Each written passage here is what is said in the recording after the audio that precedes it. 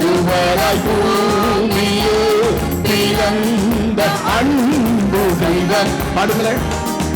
நித்திய வாழ்வு தருகின்ற தெய்வம், ஆதிபிதாவே தெய்வமே, உமது ராஜ்யம் வருகவே, என் திரு சித்தம் பூமியே என்றென்றும் நிறைவேறிடே. ஆமென். ஆதிபிதாவே தெய்வமே, உமது ராஜ்யம் வருகவே, என் திரு சித்தம் பூமியே என்றென்றும் நிறைவேற வேண்டுமே. செங்கடலில் நீ அன்று பாதை பிளந்தி, பாறையில் மக்களுக்கு மன்னா பொழிந்தி, கடுங்கையில் மேக நிழலானி, இருளின் தீப ஒளியானி, சீனாய் மாமலை மேலே நீதி பிரமாணங்கள் பகர்ந்து தந்தி. பல்லமா பாரபிளந்தி, பாறையில் மக்களுக்கு மன்னா பொழிந்தி, கடுங்கையில் மேக நிழலானி, இருளின் தீப ஒளி. ஆமென். சீனாய் மாமலை மேலே நீதி பிரமாணங்கள் பகர்ந்து தந்து. அப்பா ஆதிபிதாவே தெய்வமே, உமது ராஜ்யம், எல்லாரும் சொல்லுங்க, உமது ராஜ்யம் வருகவே, என் திரு சித்தம் பூமியே என்றென்றும் நிறைவேற வேண்டுமே. ஆதிபிதாவே தெய்வமே, உமது ராஜ்யம் வருகவே, என் திரு சித்தம் பூமியே என்றென்றும் நிறைவேற வேண்டுமே.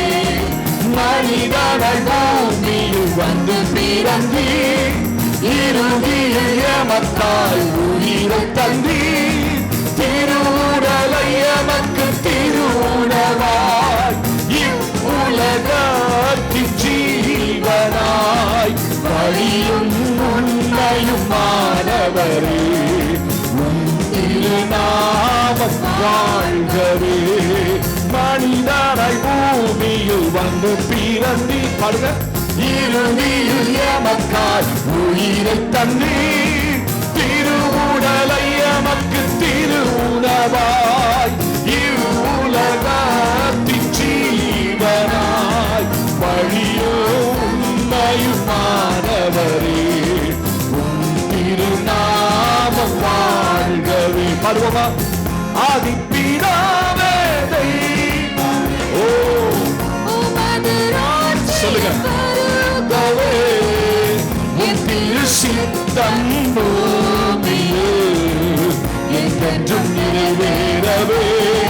ஓ அப்பா பிதாவே, அப்பா பிதாவே தெய்வமே, உமது ராஜ்யம் வருகவே, அங்கே திருக்கிடம் பூமியே என்றென்றும் நிறைவேறவே.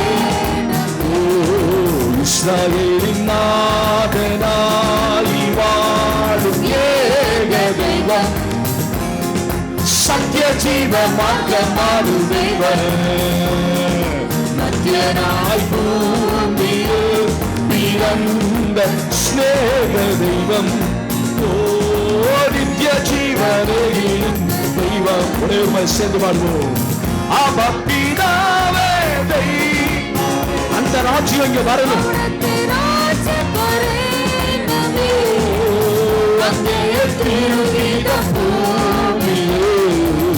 என்றென்றும் நிறைவேற ஸ்தோத்திரப்பா. அப்பா பிதாவே தெய்வமே, அவிடத்து ராஜ்யம் வரேனமே, அங்கே திருகிடம் பூமியே என்றென்றும் நிறைவேறிடேனமே. அப்பா பிதாவே தெய்வமே, அவிடத்து ராஜ்யம் வரேனமே அன்னே திருகீதம் பூவியில் என்று தமிழ் நிறைவேறிடேனமே ஆதி பிதாவே ஆதி முதல் இருக்கிற தெய்வத்தை ஆராதிக்கிற தேவ பிள்ளைகள் ராஜ்யம் உன் திரு சித்தம் பூமியில் உன் திரு சித்தம் என்றென்றும் நிறைவேறுமே என்றென்றும் நிறைவேற வேண்டுமே. ஆமென். அப்படியே எழுந்து நிற்போம் தேவ சமூகத்தில்.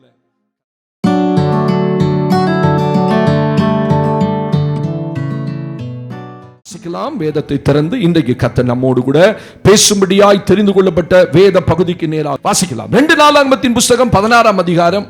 Very nice. God bless you. கர்த்தர் உங்களை ஆசீர்வதிப்பார். இன்னைக்கு கர்த்தர் நம்மோடு பேசுவார். 9ஆம் வசனத்தை வாசிக்கலாம். தம்மை பற்றி உத்தம இருதயத்தோடு இருக்கிறவர்களுக்கு தம்முடைய வல்லமையை விளங்க பண்ணும்படி தம்மை பற்றின உத்தம இருதயத்தோடு இருக்கிறவர்களுக்கு தம்முடைய வல்லமையை விளங்க பண்ணும்படி தம்முடைய வல்லமையை விளங்க பண்ணும்படி கர்த்தருடைய கண்கள் பூமி எங்கும் உலாவிக் கொண்டிருக்கிறது. பூமி எங்கும் உலாவிக் கொண்டிருக்கிறது. இந்த விஷயத்தில் மதி இல்லாதவராய் இருந்தீர். ஆகையால் இது முதற்கொண்டு உமக்கு யுத்தங்கள் நேரிடும் என்றான். ஒரு ஆமென்னு சொல்லுங்க பாப்போம். அல்லேலூயா. நல்ல தகப்பனே, எங்களோடு நீங்க பேச நாங்கள் கேட்கிறோம். அடியானை மறைத்து உம்முடைய நாமத்தை மகிமைப்படுத்தும் இயேசுவின் நாமத்தில் பிதாவே. தேவனுக்கு மகிமை உண்டாகட்டும். ஒரு நல்ல வார்த்தை இந்த நாளிலே ஆண்டவர் வைத்திருக்கிறார். இந்த 2 நாளாகமும் இந்த 16ஆம் அதிகாரம் 9ஆம் வசனத்திலே ஆண்டவர் ஆசா என்கிற ஒரு யூத ராஜாவை குறித்து பேசுகிறதை வேதத்தில் பார்க்கிறோம். அனானி என்கிற ஒரு தீர்க்கதரிசி, கவனிச்சிட்டே வாங்க, இதுக்கு மேல எழுதப்பட்டிருக்கு. அனானி என்கிற ஒரு தீர்க்கதரிசி இந்த யூத ராஜாவாகிய ஆசாவிடத்தில் அனுப்பப்படுகிறான். இஸ்ரவேலையும் யூதாவையும் ஆண்ட வெகு சில ராஜாக்கள் மாத்திரமே ஆண்டவரோடு உத்தமமாய் இருந்து மரித்து போன ராஜாக்கள். அதுல இந்த ராஜாவாகிய ஆசாவும் ஒருவன். ஆண்டவர் அநேக ராஜாக்களை 40 வருஷம் அரசாளுவதற்கு அனுமதித்தார். தேவன் 40 வருஷம் அரசாள அனுமதித்த ராஜாக்களில் வெகு சிலர் மாத்திரமே. தாவீது, சவுலு, இந்த ஆசா, அதே போல தேவனுடைய மனிதனாகிய யோசேபாத்து, இவர்கள் எல்லாரும் ஒரு 40 வருஷங்கள், சாலமோன், இப்படி வெகு சில தேவனுடைய ராஜாக்கள் மாத்திரமே 40 வருஷங்கள் இஸ்ரவேலை அரசாண்டார்கள். இதுல இந்த ஆசா என்கிறவன் ரொம்ப முக்கியமான ஒரு ராஜா. கவனிச்சுட்டே வாங்கன்னா, இந்த ஆசா தேவனோடு உத்தமமாய் வாழ்ந்த ஒரு மனிதன்.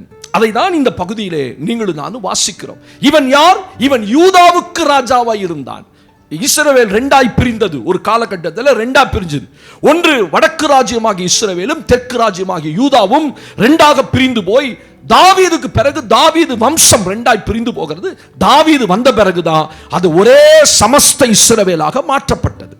இதுல இந்த ஆசா என்கிற ராஜா இருந்தபோது அவன் தேவனை பிரியப்படுத்தி வாழ்ந்த ஒரு மனுஷன். ஆனா ஒரு காலகட்டம் வந்தபோது அவன் தேவனை விட்டுவிட்டான். ஸ்தோத்திரம். தேவனை சார்ந்து இருக்கல. ஒரு யுத்தம் வந்தது. எப்ப நம்ம தேவனை விடுவோம்? ஒரு நெருக்கம் வரும்போது தான் நம்ம ஆண்டவரை விட்டு விலகுவோம். ஆக்சுவலா நெருக்கம் வரும்போது தான் ஆண்டவரை விடக்கூடாது. ஆமென். நம்ம வாழ்க்கையில மேடு பள்ளம் பள்ளத்தாக்கின் அனுபவங்கள் எல்லாம் மாறி மாறி மாறி மாறி வரும். எல்லா நாளும் ஒரே நாள் போல இருக்காது. ஸ்தோத்திரம். சரியா? அப்ப இந்த ராஜாவுக்கு ஆண்டவர் ஒரு நெருக்கத்தை அனுமதித்த போது, இந்த ராஜா ஒரு யுத்தத்தை எதிர்கொண்ட போது, இதுக்கு முன்னாடி பல யுத்தங்கள் இவன் பண்ணி இருக்கிறான். அந்த யுத்தத்தில் எல்லாம் அவன் தேவனை சார்ந்து கொண்டதுனால ஆண்டவர் மகா திரளாய் வந்த எதிரிகளை எல்லாம் இவனுக்கு ஒப்பு கொடுத்தார். ஆனா ஒரு காலகட்டம் அவன் ஆண்டவரை பற்றி கொள்ளாம சீரியா தேசத்து ராஜா பெனாதாத்துக்கு சொல்லி அனுப்புறான், எனக்கு விரோதமா இஸ்ரவேலின் ராஜா என்கிற பாஷா என்கிற ஒரு ராஜா வரா, நீர் எனக்கு துணை செய்யணும் அப்படின்னு இந்த யூதாவில் இருந்த பொன்னை வெள்ளி அந்த ராஜாவுக்கு அனுப்புறான். நான் சுருக்கமா சொல்றேன் பேக்ரவுண்ட். அப்ப கர்த்தர் ஒரு தூதர், ஒரு தீர்க்கதரிசி அனுப்புறார். அவன் பேர் அனானி என்கிற தீர்க்கதரிசி. இந்த தீர்க்கதரிசி வந்து ஆசா கிட்ட சொல்றான், மதி இல்லாம போயிட்டு புத்தி இல்லாம செஞ்சிட்டீரு.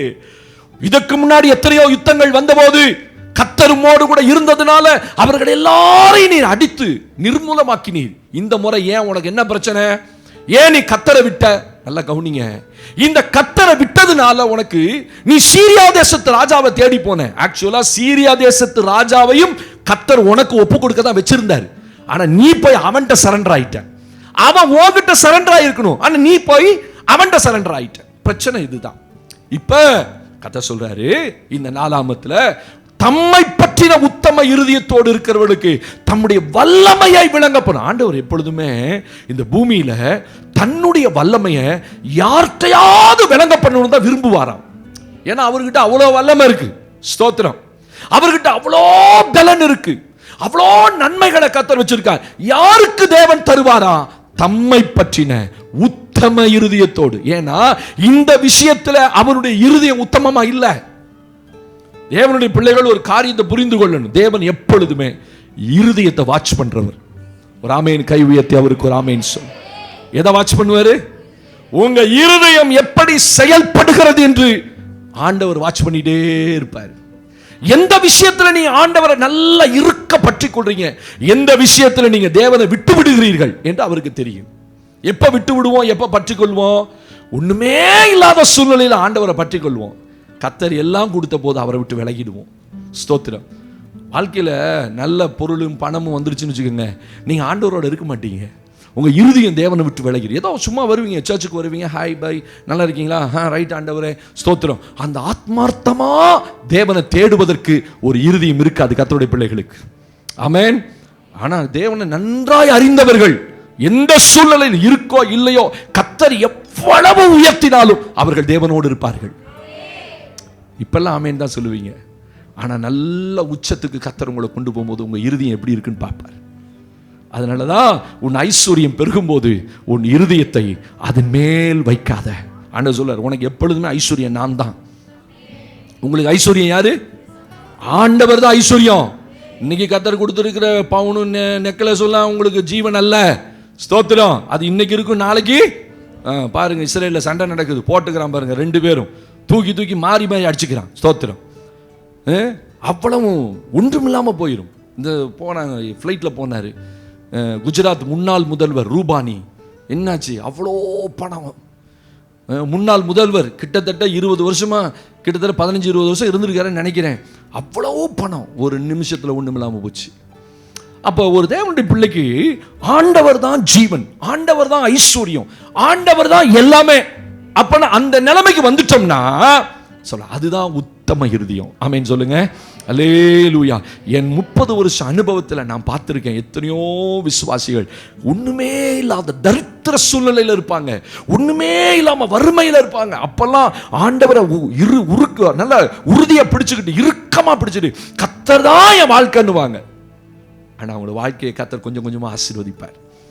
ஆனா ஒரு காலகட்டம் வந்தபோது என் கண்களை பார்த்திருக்கேன், அவர்கள் தேவனுக்குள் இல்லை. ஏன் தெரியுமா?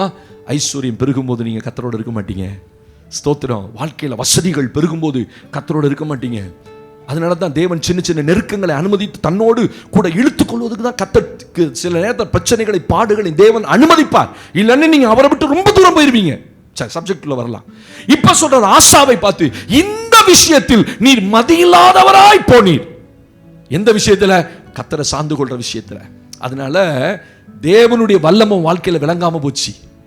இந்நேர கர்த்தருடைய வல்லமை வாழ்க்கையில விளங்கி இருக்கணும். விளங்கி இருந்தா அந்த சீரியா தேசத்து ராஜா பெனாதாத்தை கூட கர்த்தர் உன் கையில கொடுத்திருப்பார். இந்த இஸ்ரவேலின் ராஜா பாஷா உனக்கு விரோதமா வந்தான் இல்லையா, அவன் நிமித்தம் தான் நீ சீரியா தேசத்து ராஜாட்ட போன. இந்த 2 பயல்களை கர்த்தர் உன்கிட்ட ஒப்பு கொடுத்திருப்பார். இந்த விஷயத்துல உன் இருதயம் தேவனோட உத்தமமா இல்ல. இன்னைக்கு செய்தியுடைய தலைப்பு, கம் பியாண்ட் யுவர் பவுண்டரிஸ்.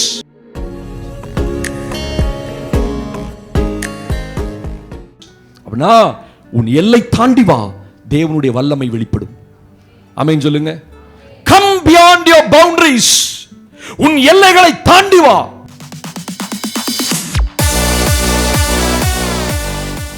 தேவனுடைய வல்லமை வெளிப்படும். ஒரு குறிப்பிட்ட எல்லைக்குள்ளேயே நம்முடைய வாழ்க்கை இருக்குமான தேவனுடைய வல்லமையை பார்க்க முடியாது.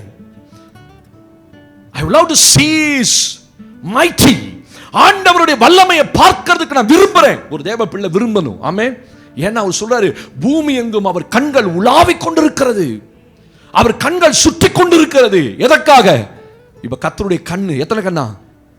இன்னொரு 7 கண்களும், கர்த்தருடைய 7 கண்களும் பூமி எங்கும் உலாவிக் கொண்டிருக்கிறது. ஸ்தோத்திரம். அந்த கண் பூமியை உற்று பார்க்குதா. தம்மை பற்றின உத்தம இருதயம் யாருக்கு இருக்கும்? ஸ்தோத்திரம்.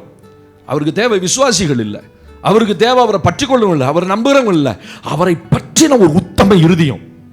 ஆமென். நிறைய சொல்லலாம். பாடுகள் அனுமதிச்சு அவரை குறை சொல்லாததுதான் உத்தம இருதயம். எந்த சூழ்நிலையிலும் அவரோடு பயணிக்கணும், அதுதான் உத்தம இருதயம். சொல்றல, காவலிலும் சாவிலும் உம்மை பின்பற்றி வர நான் விரும்புகிறேன். ஸ்தோத்திரம். அதுதான் உத்தம இருதயம். இன்னைக்கு நான் அந்த உத்தம இருதயத்தை பத்தி தான் எடுக்கணும்னு நினைச்சேன். ஆனா நான் உட்கார்ந்து ப்ரிப்பேர் பண்ண ஆரம்பிக்கும் போது ஆண்டவர் வேற மாதிரி செய்தி கொண்டு போனேன். ஸ்தோத்திரம். இன்னைக்கு எதெல்லாம் உத்தம இருதயம் அப்படிலாம் கொண்டு போகணும்னு நினைச்சேன். ஒரு வாரமா என் மனசுல அதான் ஓடிட்டு இருக்கு. இந்த வாரம் இதான் செய்தி, இந்த வாரம் இப்படி தான் கர்த்தர் கொண்டு போகணும். இன்னைக்கு காலையில் உட்கார்ந்து எழுதும் போது அதை தேவன் வேற விதமா கொண்டு போனார். நம்ம வாசிக்கலாம். இன்னைக்கு கர்த்தர் நம்ம எல்லையை தாண்டி வரணும்ன்றாரு. எதை குறித்து ஆண்டவர் சொல்றார்? Come beyond your boundaries. எல்லையை தாண்டி வா. ஆமென். என் வல்லமையை நான் உனக்கு. இன்னைக்கு என்ன செய்தினா, தேவனுடைய வல்லமை நம்ம வாழ்க்கையில எப்ப வெளிப்படும்? ஒரு குறிப்பிட்ட எல்லையை தாண்டாம அவர் தம்முடைய வல்லமையை வெளிப்படுத்த மாட்டார். நம்புவோம், கொஞ்ச காலம் நம்புவோம், அப்புறம் விட்டுருவோம். அப்ப வல்லமை வெளிப்படாது. ஆமென். தேவனுக்காக காத்திருப்போம். காலம் அப்படி தப்பி போகும்போது இன்னும் எவ்வளவு காலம் தான் காத்திருக்குது, போங்க ஆண்டவரே அப்படின்னு தப்பி போயிருவோம். அப்ப வல்லமை வெளிப்படாது. அப்ப சில காரியங்களை நாம் செய்யும் போதுதான் அவர் அந்த காலங்களில் தம்முடைய வல்லமை என்ன செய்வாரு? வெளிப்படும். யாருக்கு என் வல்லமையை வெளிப்படுத்தணும்னு அவருடைய 7 கண்களும் இந்த பூமி எங்கும் உலாவிக் கொண்டிருக்கு. கர்த்தர் உங்களை ஆசீர்வதிக்க முடியாதா? கர்த்தர் உங்களை உயர்த்த முடியாதா? கர்த்தர் உங்களை தேவைகளை சந்திக்க முடியாதா? உங்க பிள்ளைகளை மேன்மைப்படுத்த முடியாதா? ஆனா இன்னைக்கு சொல்றாரு, என் வல்லமை உனக்கு வெளிப்பட பண்ணுவேன். அவர் எளியவனை புழுதியிலும் சிறியவனை குப்பையிலிருந்து உயர்த்துவார். உங்களை எந்த நிலைமையிலிருந்து கூட கர்த்தர் உயர்த்த முடியும். நீங்க நினைச்சிடாதீங்க, நான் ஒரு கிராமத்தில் இருக்கேன், நான் 1000 10,000 தான் சம்பாதிக்கிறேன், 5000 தான் சம்பாதிக்கிறேன், என் பிள்ளைகளை நான் சொல்றேன். நோ. இன்னைக்கு தேவனுடைய வல்லமை என்பது வேறு, நான் சம்பாதிப்பது என்பது வேறு. என்னை வச்சு நான் ஒரு நாள் எடை போடக்கூடாது. நான் ஆராதிக்கிற தேவன் அவர் சர்வ வல்லமையுள்ள தேவன். கைகளை உயர்த்தி ஒரு ஆமென்னு சத்தமா சொல்லுங்க. ஹalleluya. He is a mighty God. He is a mighty God. அவருடைய வல்லமை உங்களுக்கு தெரியாது. அவர் எளியவனையும் புழுதியிலும் சிறியவனை குப்பையிலிருந்து உயர்த்துவார். நீங்க நினைக்காத உயரத்துக்கு கர்த்தர் கொண்டு போக முடியும். ஆனா உங்களுக்கு ஒரு உத்தம இருதயம் வேணும். அவரை பற்றி என்ன ஆண்டவரே அப்படின்னு சலிச்சுக்கிற இருதயம் இல்லை. என்னானாலும் நான் உங்களுக்காக காத்திருக்கிறேன். இன்னைக்கு இதை தான் தேவன் சபையில் விரும்புகிறார். நல்ல கவனிங்க. யாருக்கு என் வல்லமையை வெளிப்படுத்தணும் அப்படிதான் சொல்லிக்க உலாவ். இந்த விஷயத்தில் இருதயம் தம்மை பற்றின உத்தம இருதயத்தோடு இருக்கிறவர்களுக்கு தம்முடைய வல்லமையை விளங்க பண்ணும்படி கர்த்தருடைய கண் பூமி எங்கும் உலாவிக் கொண்டிருக்கு. யாருக்கு நான் என் வல்லமையை வெளிப்படுத்தணும்? இன்னைக்கு வாசிக்க போறோம். யாருக்கு அந்த வல்லமை வெளிப்பட்டது? தேவனுக்கு மகிமை.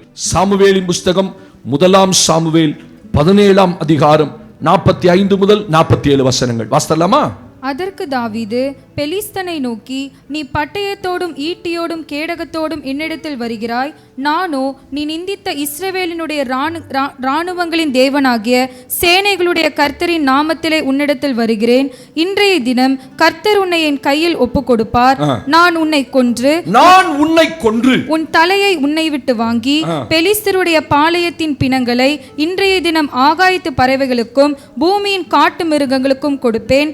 அதனால் இஸ்ரவேலின் தேவன் ஒருவர் உண்டென்று பூலோகத்தார் எல்லாரும் அறிந்து கொள்வார்கள். இஸ்ரவேலின் தேவன் ஒருவர் உண்டு, பூலோகத்தார் எல்லாரும் அறிந்து கொள்வார்கள். கர்த்தர் பட்டயத்தினாலும் ஈட்டியினாலும் ரட்சிக்கிறவர் அல்ல என்று இந்த ஜனக்கூட்டம் எல்லாம் அறிந்து கொள்ளும்.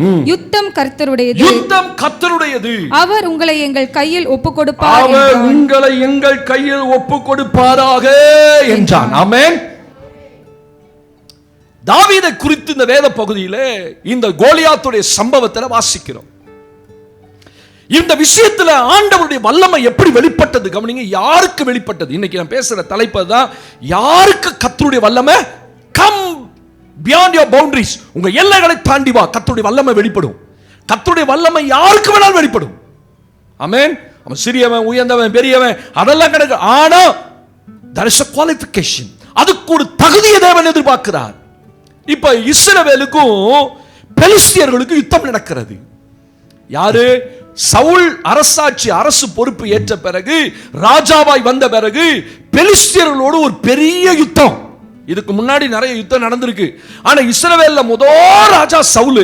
இந்த ராஜாவின் காலத்துல பெலிஸ்தியர்கள் சவுல் ராஜாவாயிட்டான் கேள்விப்பட்டோன்னே அவனுக்கு விரோதமாக படையெடுத்து வருகிறார்கள். வரும்போது நடக்கிற சம்பவம் எல்லாரும் தெரியும். ஒரு ராட்சதன் வருவான் காலையில சாயந்தரம் 2 நேரமும் 40 நாட்கள் வந்து நிற்பான். அவன் சொல்லுவான், வாசிங்க அந்த இடத்த, அவன் என்ன சொல்றான்றதை கவனிங்க. தேவனுக்கு மகிமை உண்டாடு 17ஆம் அதிகாரத்திலே 10ஆம் வசனத்தை 11ஆம் வசனத்தை வாசிங்க. பின்னும் அந்த பெலிஸ்தியன் நான் இன்றைய தினம் இஸ்ரவேலுடைய சேனைகளை நிந்தித்தேன். நாம் ஒருவரோடு ஒருவர் யுத்தம் பண்ண ஒருவனை விடுங்கள் என்று சொல்லிக் கொண்டு வருவான். சவுலும் இஸ்ரவேலர் அனைவரும் அந்த பெலிஸ்தனுடைய வார்த்தைகளை கேட்டு கலங்கி மிகவும் பயப்பட்டார்கள். அல்லேலூயா. டெய்லி காலையில வருவான். எல்லாரும் யுத்தத்துக்கு வராதீங்க, ஒருத்தனை மட்டும் அனுப்புங்க. உங்க பக்கத்துல இருந்து ஒருத்தனை அனுப்பி என்னோட யுத்தம் பண்ணி அவன் என்னை ஜெயித்து விட்டால் நாங்கள் உங்களுக்கு வேலைக்காரர்கள், இல்லைன்னா நீங்க எங்களுக்கு அடிமைகள். இப்படி 40 நாளா சொல்லிட்டு வருவான். ஒரு நாள் தாவீது இந்த யுத்தத்துக்கு வருகிறான். நமக்கு எல்லாரும் தெரியும். அண்ணனை பார்க்க வரான், விசாரிப்பதுக்கு வரான். அப்பா பால் கட்டிகளை கொடுத்து எல்லாத்தையும் கொடுத்து அண்ணமார போய் யுத்தத்துல பார்த்துட்டு வாடா. அங்க போனா யார் யுத்தம் பண்ணல. அவர்களை கண்டு பயந்து கலங்கி போய் நின்றார்கள். ஏன்னா அவன் ஒருத்தனை பார்த்தாலே பயங்கரம். வேதம் சொல்லுது, இஸ்ரவேலர்கள் எல்லாரும் பயந்து நடுங்கினார்கள். அவனை பார்க்கும்போது எல்லாரும் ஓடி போய் ஒளிந்து கொண்டார்கள். அவன் ஒரே ஒரு வார்த்தை தான் சொல்லுவான். டெய்லி காலையில் வந்து நிற்பான், ஒருத்தனை அனுப்புங்க சண்டைக்கு. ஸ்தோத்திரம். யாருமே இல்லை. அவ்வளோ பெரிய இஸ்ரவேலின் படையில ஒருத்த கூட இல்லை. தாவீது வருகிறான். என்ன பிரச்சனைன்னு கேட்கிறான். அப்ப எல்லாரும் சொல்றாங்க, இந்த மாதிரி ஒரு பெலிஸ்தியன் வந்து அவன் பேசுறத கேட்கிறான். தாவீது நல்ல கவனிங்க, சூப்பரான இடம் அது. அவன் கேட்ட மாத்திரத்துல உள்ள இருக்கிற அபிஷேகம் ஒர்க் பண்ண ஆரம்பிச்சது. ஆமென் சொல்லுங்க. உங்களுக்கு ஆண்டவர் எப்ப பெரியவர்னு தெரிய வரும் தெரியுமா? உங்களுக்கு விரோதமா ஒரு பிரச்சனை வந்தாதான் அவர் எவ்வளவு பெரியவர்னு தெரியும். அது வரைக்கும் அவர் யாரு உங்களுக்கு தெரியவே தெரியாது. இஸ்ரவேலுக்கு ஒரு பிரச்சனை வந்தது. அந்த பிரச்சனையில அவன் எப்படி ஹேண்டில் பண்றான் பாருங்க. சொல்றான், ஒன்னும் பயப்படாதீங்க, இத்தனோண்டு இருக்கிறான், ஒன்னு யாரு பயப்படாதீங்க. அவன் யாரு? இஸ்ரவேலின் தேவனுடைய கர்த்தருடைய இந்த சேனைகளை நிந்திக்கிறதுக்கு இந்த பெலிஸ்தியன் யார்? தேவன் தம்முடைய வல்லமையை யாருக்கு வெளிப்படுத்துவார் தெரியுமா? தேவனுக்காக யார் வைராக்கியமா இருக்காங்களோ அவங்களுக்கு தான் கர்த்தர் தம்முடைய வல்லமையை வெளிப்படுத்துவார்.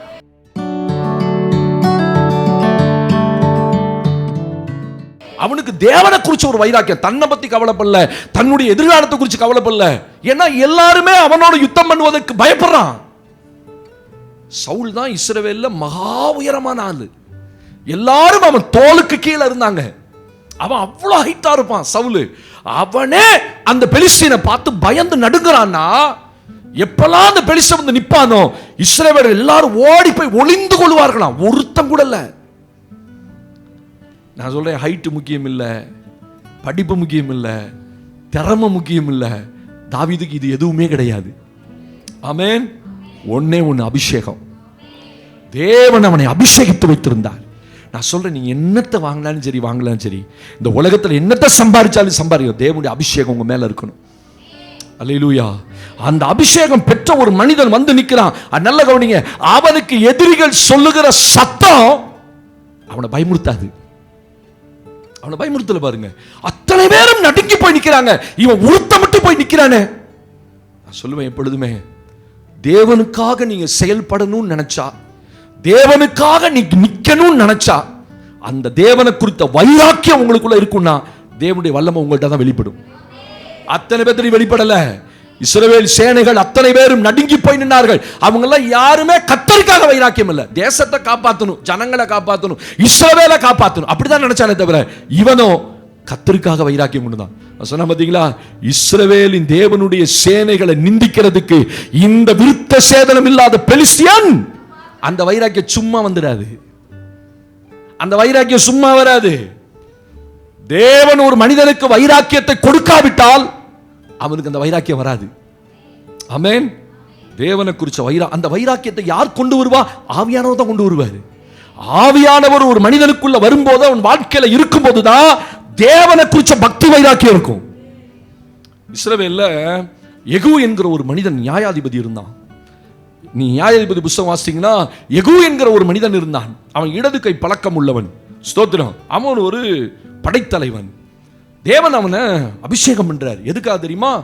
எசபேல் என்னும் ஒரு பொல்லாத மனுஷன் அழிக்கிறதுக்காக இந்த மனுஷனை தேவன் அபிஷேகம் பண்றார். அவன் அபிஷேகம் வாங்கினோன்னு இவன் எசபேலை தேடி போறான். எசபேலை தேடி போகும்போது அவன் சொல்றான், இஸ்ரவேலின் ராஜாவை பார்த்து, என்னோடு கூட வா, தேவனுக்காக எனக்கு இருக்கும் வைராக்கியத்தை வந்து பார். அந்த வைராக்கியம் இருக்கிறவன் போறான். எசபேல் கொண்டுட்டானுங்க, அவன் கணவனை கொண்டுட்டாங்க. யாரு? எசபேலுடைய கணவன் யாரு? அவனை கொண்டுட்ட பிறகு, ஆகாபை கொன்ற பிறகு இவன் எசபேலை அழிக்கிறதுக்கு போறான். எசபேல் 3ஆம் மாடியில இருந்து பாக்குறா, ராஜாவுடைய அரண்மனையில இருந்து எட்டி பாக்குறா. ஆகாப் செத்துட்டான்னு தெரிஞ்சு போச்சு. இப்ப எசபேல் வாழணும் அப்படின்னா இவனை கைக்குள்ள போடணும், எகுவ கைக்குள்ள போடணும். கண்களுக்கு மையிட்டு சிங்காரித்து கொண்டு தன்னை அழகுபடுத்தி கொண்டு, புருஷன் செத்து போயிட்டான், உனக்கு என்ன? அப்படிதான் எல்லாரும் இருப்பாங்கல்ல, நம்ம சமுதாயத்தில் அப்படிதான் இருப்பாங்க. இனி என்ன கிடக்குது போ, வீட்டுக்காரே இல்லை அப்படின்னு நினைக்கிறவங்க என்ன பண்ணுவாங்க? தங்களை அலங்கரிக்க மாட்டாங்க இல்ல, அப்படிதான் நம்ம சமுதாயத்தில் இருக்கிறோம். ஆனா அவ தன்னை அலங்கரித்து கொண்டு மையிட்டு, கண்களுக்கு எல்லாம் மையிட்டு, தன்னை சிங்காரித்து கொண்டு மேல மாடியிலிருந்து எட்டி பார்க்கிறா. என் ஆண்டவனே நலமா இருக்கிறாயா அப்படின்னு எகுவை பார்த்து கேட்கும் போது எகு சொல்றான், ஏய் மேல யாரா? பிரதானிகள் 2-3 பேர் எட்டி பார்க்கறான். தள்ளுறா அவளை கீழே பிடிச்சி. தேவனுக்காக வைராக்கியம் இருக்கிறவனுக்கு எந்த அழகும் கண்ணுக்கு தெரியாது. தெரியுமா உங்களுக்கு? இவன் கொஞ்சம் அபிஷேகம் இல்லாதவன ஸ்லாண்டிங் ஆயிருந்தான், ஸ்லாக் ஆயிருந்தானா எசபேல் கைக்குள்ள போட்டிருப்பா. அவனை கைக்குள்ள போடுறதுக்கு தானே எட்டி பார்க்கிறா. சிங்காரித்து கொண்டு, மையிட்டு கொண்டு, தன்னை அழகுபடுத்தி கொண்டு, நல்ல வஸ்திரங்களை உடுத்தி கொண்டு, என் ஆண்டவனே, புருஷனை கொண்டவன ஆண்டவனே சொல்லுவாளா? இல்ல, வந்துட்டியாடா கருங்காலி, என் புருஷனை கொண்டுட்டியாடா, நீ அப்படி போவ, நீ இப்படி போவன் இருப்பா. நம்ம ஒரு பொம்பளைங்களா இருந்தா அப்படிதான் நம்ம தோத்துறோம். அப்படிலாம் இல்லை பாஸ்டர் அப்படின்னு சொல்ற ஒரு கூட்டமும் இருக்கு. அவ பாருங்க, இவனை என்ன கொண்டுடுவான், வந்தா கொண்டுடுவான்னு தெரியும். எகு அவ்வளவு வைராக்கியத்தில் வரான். தேவனால தான் அவனை அபிஷேகம் பண்ணாரு. ஆகாபின் வீட்டாரை ஆண்டவர் கருவறுக்கணும் தான் இவன் எகுவ. அப்ப கடைசியா சொல்றாரு, எகுவை பத்தி சொல்லும்போது சொல்ல, அவன் என் மனதில் இருந்ததையெல்லாம் செய்தான். என் மனசுல என்ன வச்சிருந்த ஆகா வீட்டாரை எப்படி அடிக்கணும்னு அதே போல எகு அடிச்சான். தீவிரவாதிகளின் கண்களுக்கு மையிட்டு வருகிற சிங்காரிகள் எல்லாம் தெரியாதான். ஒரு பிரசங்க ரொம்ப அழகா சொன்னார், எட்டி பார்த்தோன்னே தள்ளுறா அவளை பிடிச்சி அப்படின்னா. அவ்வளோதான், மேலேருந்து தள்ளாம் பாருங்க. கதை கேட்குற மாதிரி இருக்குல்ல, எல்லாம் பைபிளில் தான் இருக்குது, நான் ஒன்றும் பூசாலும் சொல்லலை. தள்ளி விட்டோன்னே எசபேலுக்கு மண்டை ஓட்ட தவிர வேற ஒன்றும் இல்லையா. 3ஆவது மாடியிலேருந்து தள்ளி கீழே விழுந்தோன்னே, மாடின்னு எழுதப்பட்டிருக்கு, கீழே விழுந்தோன்னே மண்டை ஓட்ட தவிர வேற ஒன்றுமே இல்லை, செதறி போயிட்டா. நாய்கள் நக்கியது. கர்த்தர் என்ன சொன்னாரோ அது நடந்தது. தேவனுக்கு வைராக்கியமா அங்கே இல்லைன்னு வச்சுக்கோங்க, கவுந்திருப்பான். இன்னைக்கு ஆவிக்குரிய வாழ்க்கையில் சில வைராக்கியங்கள் நமக்குள்ள இல்லாவிட்டால் நீங்க இந்த ஆவிக்குரிய வாழ்க்கையில் தொடர்ந்து ஓட முடியாது. அல்லேலூயா. விசுவாசத்தை குறித்த வைராக்கியம், பரிசுத்தத்தை குறித்த வைராக்கியம், சபையை குறித்த வைராக்கியம், தேவனை குறித்த வைராக்கியம் இன்னைக்கு சபைகளுக்குள்ள குறைஞ்சிக்கிட்டு இருக்கு. ஆதியில இருந்தது போல வைராக்கியம் சபைகளுக்குள் இல்லை. ஆவியானவர் தான் அந்த வைராக்கியத்தை கொடுக்கணும். என்ன நடந்தாலும் பரவாயில்ல, பார்த்துடலாம். பாருங்க, அத்தனை பேரும் உயிருக்கு பயந்துகிட்டு போய் நிக்கிறான். இவன் ஒருத்தன் தான் தன் உயிரை பத்தி கவலைப்படல, எதிர்காலத்தை குறித்து கவலைப்படல, என்ன நடக்கும் கவலைப்படல. தேவன் வார்த்தை கேட்ட உடனே, இஸ்ரவேலின் தேவனை நிந்திச்ச உடனே போய் நின்னுட்டான். கர்த்தருடைய கண்கள் அதை பார்த்தது. எனக்காக ஒருத்தன் நிக்கிறான், எனக்காக ஒருத்தன் வைராக்கியம் பாராட்டுறான், எனக்காக ஒருத்தன் செயல்படுறான். தன் உயிரை கூட அவன் என்ன செய்யல, நினைக்கல, அந்த வாழ்க்கையை நினைக்கல. அப்ப இந்த வைராக்கியம் யாருக்கு இருக்கிறதோ, தேவனை குறிச்ச வைராக்கியம். ஸ்தோத்திரம். உங்ககிட்ட காசு இருக்காது, பணம் இருக்காது, ஒண்ணும் இல்லை, பேக்ரவுண்ட் சரியில்லை, ஆனா தேவனுக்கான ஒரு வைராக்கியம் உங்களுக்குள்ள இருக்குன்னு வச்சுக்கோங்களேன், அவருடைய வல்லமை உங்களுக்கு தான் வெளிப்படும். அவருடைய வல்லமை உங்க பிள்ளைகளை தாங்கும். உங்க பிள்ளைங்க என்ன நிலைமையில இருந்தாலும் சரி, அவருடைய வல்லமை உங்க பிள்ளைகளுக்கு வெளிப்படும், உங்க கணவனுக்கு வெளிப்படும், உங்க குடும்பம் எல்லாத்துக்கும் தேவனுடைய வல்லமை வெளிப்படும். அப்ப கர்த்தருடைய வல்லமையை யாருக்கு கொடுக்கிறதுக்கு கர்த்தர் பார்த்துக்கிட்டே இருக்கிறார். அதற்கு ஒன்று தேவை, ஒரு மனிதனுக்கு தேவனை குறித்த ஒரு வைராக்கியம். அல்லேலூயா. அந்த வைராக்கியம் இஸ்ரவேல்ல யார்கிட்டயுமே இல்லை. கர்த்தர் அபிஷேகம் பண்ண சவுல்கிட்ட அது இல்லை. அந்த வைராக்கியம் நமக்குள்ள வந்து கேட்டு வாங்கணும். ஆண்டவரே, உமக்காக வைராக்கியமா நிற்க என்ன பல. அப்பதான் நீங்க கர்த்தருக்காக ஏதாவது செய்ய முடியும், செயல்பட முடியும். நான் மட்டும் சும்மா வாங்க ஜெபத்துக்கு வரீங்களா, ஜெபத்துக்கு வந்துடுறேன் பஸ், அடுத்த வரவே முடியாது. தேவனுக்கான ஒரு உத்தரவாதம், முன்னங்காலில் நின்று இந்த சபையை கட்டும்போது நான் மறுபடியும் சொல்கிறேன், நான் எனக்கு சொன்னல, ஒரு 10 பேர் அப்படி தொப்பையாக நனைஞ்சு நிற்பாங்க. அங்கே ஃபேன் இருக்காது, ஒன்றும் இருக்காது. நான் இன்னைக்கும் அதை நினைக்கிறேன். தேவனுக்கான வைராக்கியம் அன்னைக்கு இல்லாவிட்டால் இந்த சபை எழுந்திருக்க முடியாது. இன்னும் அடுத்த ஒரு சபைக்கு போகணும்னா அதுக்கு ஒரு கூட்டம் வேணும். அதை தான் கதை கூப்பிடு, சபையில் இருக்க ஆட்களை கூப்பிடு. எப்பொழுதுமே சொல்லுவேன், சபையில் இருக்க அத்தனை பேரும் தேவனுக்காக வைராக்கியம் பாராட்ட மாட்டீங்க. நீங்கள் என்னைக்காவது வருவீங்க, என்னைக்காவது போவீங்க, ஸ்தோத்திரம் செய்தி கேட்டு போயிட்டே இருப்பீங்க. ஆசு பார்த்துக்கார் எல்லாம் ஸ்தோத்திரம். கை தட்டினா தட்டுவீங்க, ஆமென். விசில் அடினா விசில் அடிப்பீங்க. அல்லேலூயா. விசில் அடி தெரியுமா? அடிச்சிருவீங்களா? அடிக்க மாட்டீங்களா? சில சபைகள்லாம் அடிக்கிறாங்களே, எப்படி சொன்ன வை வை வை வை வை வை வைன்னு அடிக்கிறான். கேட்டால் விசில் அடிக்கிறது பைபிள்லே இருக்குன்றான். பைபிள்லே இருக்குதான். அது எந்த பைபிள்னு எனக்கும் தெரியல. ஒரு வார்த்தையை எப்படி வேணா இன்டர்பிரிட்டேஷன் பண்ணலாம், எப்படி வேணா நம்ம வியாக்கியானம் பண்ணலாம். ஏன்னா பைபிள் இருபுறமும் கருக்குள்ள. ஆமா, இப்படி பேசலாம் அப்படியும் பேசலாம். அதாவது அதெல்லாம் நமக்கு வேண்டாம். தேவனை குறித்த ஒரு வைராக்கியம் உங்களுக்குள்ள எப்பொழுதுமே இருக்கணும். ஆமென் சொல்லுங்க. கர்த்தர் அப்படின்னா அந்த வைராக்கியம் ஒரு மனிதனுக்குள்ள, தாவீதுக்குள்ள இருந்தது. ஸ்தோத்திரம். அவன் சொன்னான், அவன் அண்ணன் கூப்பிடுறான், டே எலியாப் சொல்றான், டே என்னடா உன வந்த வேலையை பார்த்துட்டு போடா. நான் வந்ததுக்கு முகாந்திரம் இல்லையோ. புரிந்து கொண்டான். ராஜாட்ட போறான், ராஜாவே நீ ஏன் பயப்படுறீங்க, நான் பார்த்துக்கிறேன் வாங்க. ஸ்தோத்திரம். நம்பவே முடியல ராஜாவால. அவன் சொல்றான், வாடா. அவனை பார்த்தோன்னே, வா வா, இன்னைக்கு மாம்சத்தை பிச்சு ஆகாயத்து பறவைகளுக்கு நான் போடுறேன், வா சொல்ல. நீ நிந்தித்த தேவனுடைய நாமத்தில் நான் வருகிறேன். ஒரு சபை தேவனுக்காக வைராக்கியம் அந்த பகுதியில் நின்றுச்சுன்னு வச்சுக்கோங்க, இந்த பகுதியை நம்மளை கொண்டு அசைப்பார் கர்த்தர். நம்மளை கொண்டு கர்த்தர் அசைப்பார். ஸ்தோத்திரம். பவுலை குறித்து நீங்கள் வேதத்தில் வாசிக்கிறீங்க. ஆழ்நிலை பிறையில் தேவ மனுஷன் நல்லா பேசினார். பவுலை குறித்து அட்டகாசமாக பேசினார். ஒரு பவுல் 2 வருஷமா ஆசியாவில் குடியிருந்தான். 2 வருஷம்ன்றது 730 நாள். 2 வருஷம்தான். ஒரே மனிதன். மந்திரவாதிகள் எல்லாம் சரண்டரானா. ஆமென். ஆசியா முழுமைக்கும் கர்த்தருடைய வசனம் போச்சு. ஒரே மனுஷன் 2 வருஷம் 730 நாள். மந்திரவாதிகள் புக்கெல்லாம் கொண்டு வந்து எரிச்சு போட்டானா. நல்ல கவனிங்க, எரிச்சிட்டான்னா அதுக்கு பிறகு மந்திரவாதிகள் உருவாக முடியாது. அது இருந்தா தானே படிப்பா. அப்ப கர்த்தர் செய்ததுன்னு அதை வேரோட பிடிக்கிட்டாரு. ஸ்தோத்திரம். மந்திரவாதமே இல்லாம போயிருச்சு. அதன் கிரயத்தை 50,000 வெள்ளிக்காசாக வேண்டாரு ஒரு மனுஷன். அப்ப கர்த்தர் இந்த சபையை ஏன் இந்த பகுதியில் வச்சாரு? இன்னைக்கு உள்ள இருக்கிற அத்தனை பேரும் தேவன் சொல்லும்போது, ஆண்டவன் சொல்லும்போது அதுக்கு நீங்க ஃபர்ஸ்ட் ப்ரிஃபரன்ஸ் கொடுக்கணும். ஆமென். ஒரு ஜெபமா ஓடி வந்து உட்காரணும், ஒரு ஊழியமா ஓடியாந்து உட்காரணும், ஒரு தேவையா கை நீட்டுறதுக்கு நிக்கணும். நான் இருக்கிறேன், என்னால் முடிஞ்ச நான் செய்கிறேன், நீ என்னால் முடிஞ்ச ஊழியத்தை செய்கிறேன். பாருங்க, யாரோ செய்யட்டும், யாரோ போகட்டும், அப்படி இல்லை. அவங்களெல்லாம் கர்த்தர் விட்டுருவார். போ, ஒதுங்கி போ. சவுலையும் கர்த்தர் ஒதுக்கி வச்சுட்டார். ஒரு மனுஷனை உள்ள கொண்டு நிறுத்துறார். எங்கேயோ இருந்தவன் ஏதோ ஒரு முகாந்திரத்துக்காக வந்தான். கடைசியில் அவன் வந்த பிறகுதான் அவன் யாரு? அவன் தேவனுக்காக வைராக்கியம் அணிக்கிறான். நான் சொல்றேன், நீங்க கர்த்தருக்காக ஒரு சின்ன வைராக்கியம் உங்க பக்கத்துல வைங்க, உங்க இருதயத்துல. அவருடைய வல்லமை உங்களுக்கு தான் முடியும். ஆமென். அவருடைய வல்லமை உங்க மேலதான் அது வெளிப்படும். ஏன்னா அவர் தம்முடைய வல்லமையை வெளிப்படுத்தும்படி அவர் உத்தம இருதயத்தை தேடிட்டு இருக்கிறார். ஆண்டவரே, நான் இருக்கிறேன் ஆண்டவரே உங்களுக்காக. நான் எப்பொழுதுமே அப்படிதான் சொல்லுவேன். காலையில் எந்திரிக்கும், நான் இருக்கிறேன் இப்ப இந்த பட்டணத்துல. ஆமென் சொல்லுங்க. இந்த ஈரோடு பட்டணத்துல நான் இருக்கிறேன் ஆண்டவர். ரெங்கம்பாளையத்துல நான் இருக்கிறேன் ஆண்டவரே. ஸ்தோத்திரம். என்ன வந்தாலும் சரி, எது வந்து என்ன, ஒரு ஜீவன் கர்த்தருக்காக நிக்கட்டும். ஆமென் சொல்லுங்க பாப்பா. 2வது, யாருக்கு தம்முடைய வல்லமையை வெளிப்படுத்துவார்? தேவனுக்கு மகிமை உண்டாகட்டும். வாசிக்கலாமா? ஹல்லேலூயா. தானியேலின் புஸ்தகத்துல 3ஆம் அதிகாரத்துல, தானியேலின் புஸ்தகம் 3ஆம் அதிகாரம் 16 முதல் 18 வசனங்களை வாசிக்க கேட்கலாம். தானியேல் 3:16 முதல் 18 வசனங்கள். சாத்ராக், மேஷாக், ஆபேத்நேகோ என்பவர்கள் ராஜாவை நோக்கி நேபுகாத்நேச்சாரே, இந்த காரியத்தை குறித்து உமக்கு உத்தரவு சொல்ல எங்களுக்கு அவசியம் இல்லை. நாங்கள் ஆராதிக்கிற எங்கள் தேவன் எங்களை தப்புவிக்க வல்லவராய் இருக்கிறார். அவர் எரிகின்ற அக்கினி சூளைக்கும் ராஜாவாகிய உம்முடைய கையுக்கும் நீங்களாக்கி விடுவிப்பார். விடுவிக்காமற் போனாலும்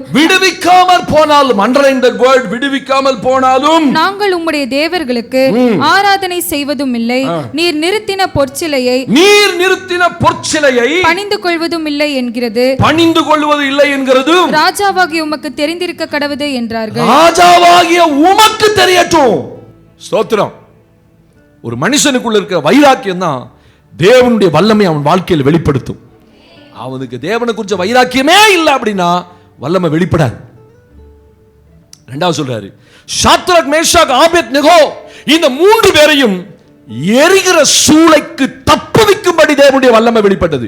உங்களை தேவன் தப்பு வைக்கணும்னா அவருடைய வல்லமை வேணும். உங்களை இந்த உலகத்தினுடைய சகல பொல்லாப்புக்கும் அசுத்த ஆவிகளுக்கும் ஒரு ஆவி உலகம் ஒன்று இருக்குல்ல, அந்த ஆவி உலகத்துக்கு மனுஷன் யாருமே தப்ப முடியாது. இந்த ஃப்ளைட் ஆக்சிடென்ட் நடந்த ஆக்சிடென்ட்டை ஒரு 40 நாளைக்கு முன்னாடி ஸ்ரீலங்காவில் ஒரு பாஸ்டர் பிரசங்கம் பண்ணியிருக்கிறார். இந்தியாவில் இப்படி ஒரு ஃப்ளைட் ஆக்சிடென்ட் நடக்க போகுது. நல்ல ஜெபிக்கிற மனிதர்களுக்கு ஆவி உலகத்தில் என்ன நடக்குதுன்னு தெரியும். தேவன் இதை வெளிப்படுத்துவார். செய்கிற காரியத்தை தேவன் வெளிப்படுத்துகிறார். சரி போகட்டும், அது நடந்தது. அந்த ஆவி மண்டலத்தில் என்ன நடக்குதோ அதுதான். அப்ப பைபிள் என்ன சொல்லுது? நாங்கள் ஆராதிக்கிற எங்கள் தேவன் எங்களை தப்புவித்தாலும் தப்புவிக்காவிட்டாலும் நீர் நிறுத்தின பொற்சலை. என்ன பிரச்சனை? நேபுகாத்நேச்சார் ஒரு ராஜா ஒரு தரிசனம் பார்க்கிறான். ஒரு நாள் படுத்திருக்கிறான். கவனிங்க, ரொம்ப இன்ட்ரெஸ்டிங்கா இருக்கு. ஹலோ, நீங்க எல்லாம் படுத்திருக்க மாதிரியே நினைச்சுக்கங்க. அல்லேலூயா. அப்பதான் நல்லா இருக்கும் செய்தி கேட்க. அவன் படுத்திருக்கிறான். அவனுக்குள்ள ஒரு எண்ணம், இனி சம்பவிக்க போகிறது என்ன? ஏன்னா உலகத்தினுடைய பெரிய சாம்ராஜ்யம் பாபிலோன் சாம்ராஜ்யம். இன்னைக்கும் வரலாற்றில் பேசப்படுகிற ஒரு சாம்ராஜ்யம் எதுனா இந்த பாபிலோன் சாம்ராஜ்யம். இன்னைக்கு ஹிஸ்டரியில அதை தவிர்க்கவே முடியாது. ஏன்னா தேவன் பயன்படுத்தின ஒரு பாத்திரம். அவன் படுத்திருக்கும் போது அவனுக்குள்ள எழுந்த நினைவுகள். நீங்க படுத்திருக்கும் போது உங்களுக்குள்ள எழும்புற நினைவு குறித்து ரொம்ப கவனமா இருங்க. ஆமீன் சொல்லுங்க. நீங்க நான் படுத்து நிறைய யோசிப்பீங்க. படுத்த பிறகு தான் நிறைய வரும் இல்லை? உங்க பிளான் எல்லாம் எங்க உற்பத்தி ஆகும்னா எங்க தான் உற்பத்தி ஆகும்? அதில் படுத்திருக்கும் போது தான். அப்பதானே கொஞ்சம் மைண்டு லெஷரா இருக்கு. அப்பதானே மைண்டு கொஞ்சம் யோசிக்கும். தோத்திரம், இந்த வீட்டை இந்த பிள்ளை கொடுத்துடலாமா, அந்த வீட்டை அந்த பையனுக்கு கொடுத்துடலாமா, ஐயோ இதை கொடுத்தா இவ சண்டை போடுவாளே, ஐயோ அதை கொடுத்தா அவ சண்டை போடுவாளே, இப்படிலாம் உங்க மண்டையிலே ஓடும். நேற்று நைட் ஓடிச்சா இல்லையா? யாருக்கும் ஓடி இருக்கு. ஐயோ இதை கேட்டா அவன் சண்டைக்கு வந்துட்டானே என்ன பண்றது, இப்படி பண்ணுவோமா, புருஷனுக்கு இப்படி ஆலோசனை கொடுப்போமா, இதெல்லாம் எங்க இருந்து வரும்னா நைட்டு படுத்திருக்கும் போது தான். அதனால படுத்திருக்கும் போது உங்க தலையில தோன்றுகிற நினைவுகளை குறித்து ரொம்ப எச்சரிக்கையா இருக்கணும். நான் அதனால தான் படுத்தணும், ஆண்டவரே கண்ணை மூடி தூங்கிடணும், ஆண்டவரே எதையுமே யோசிக்க கூடாது, உங்களுக்கு ஞாபகமே வராது எனக்கு. தோத்திரம்.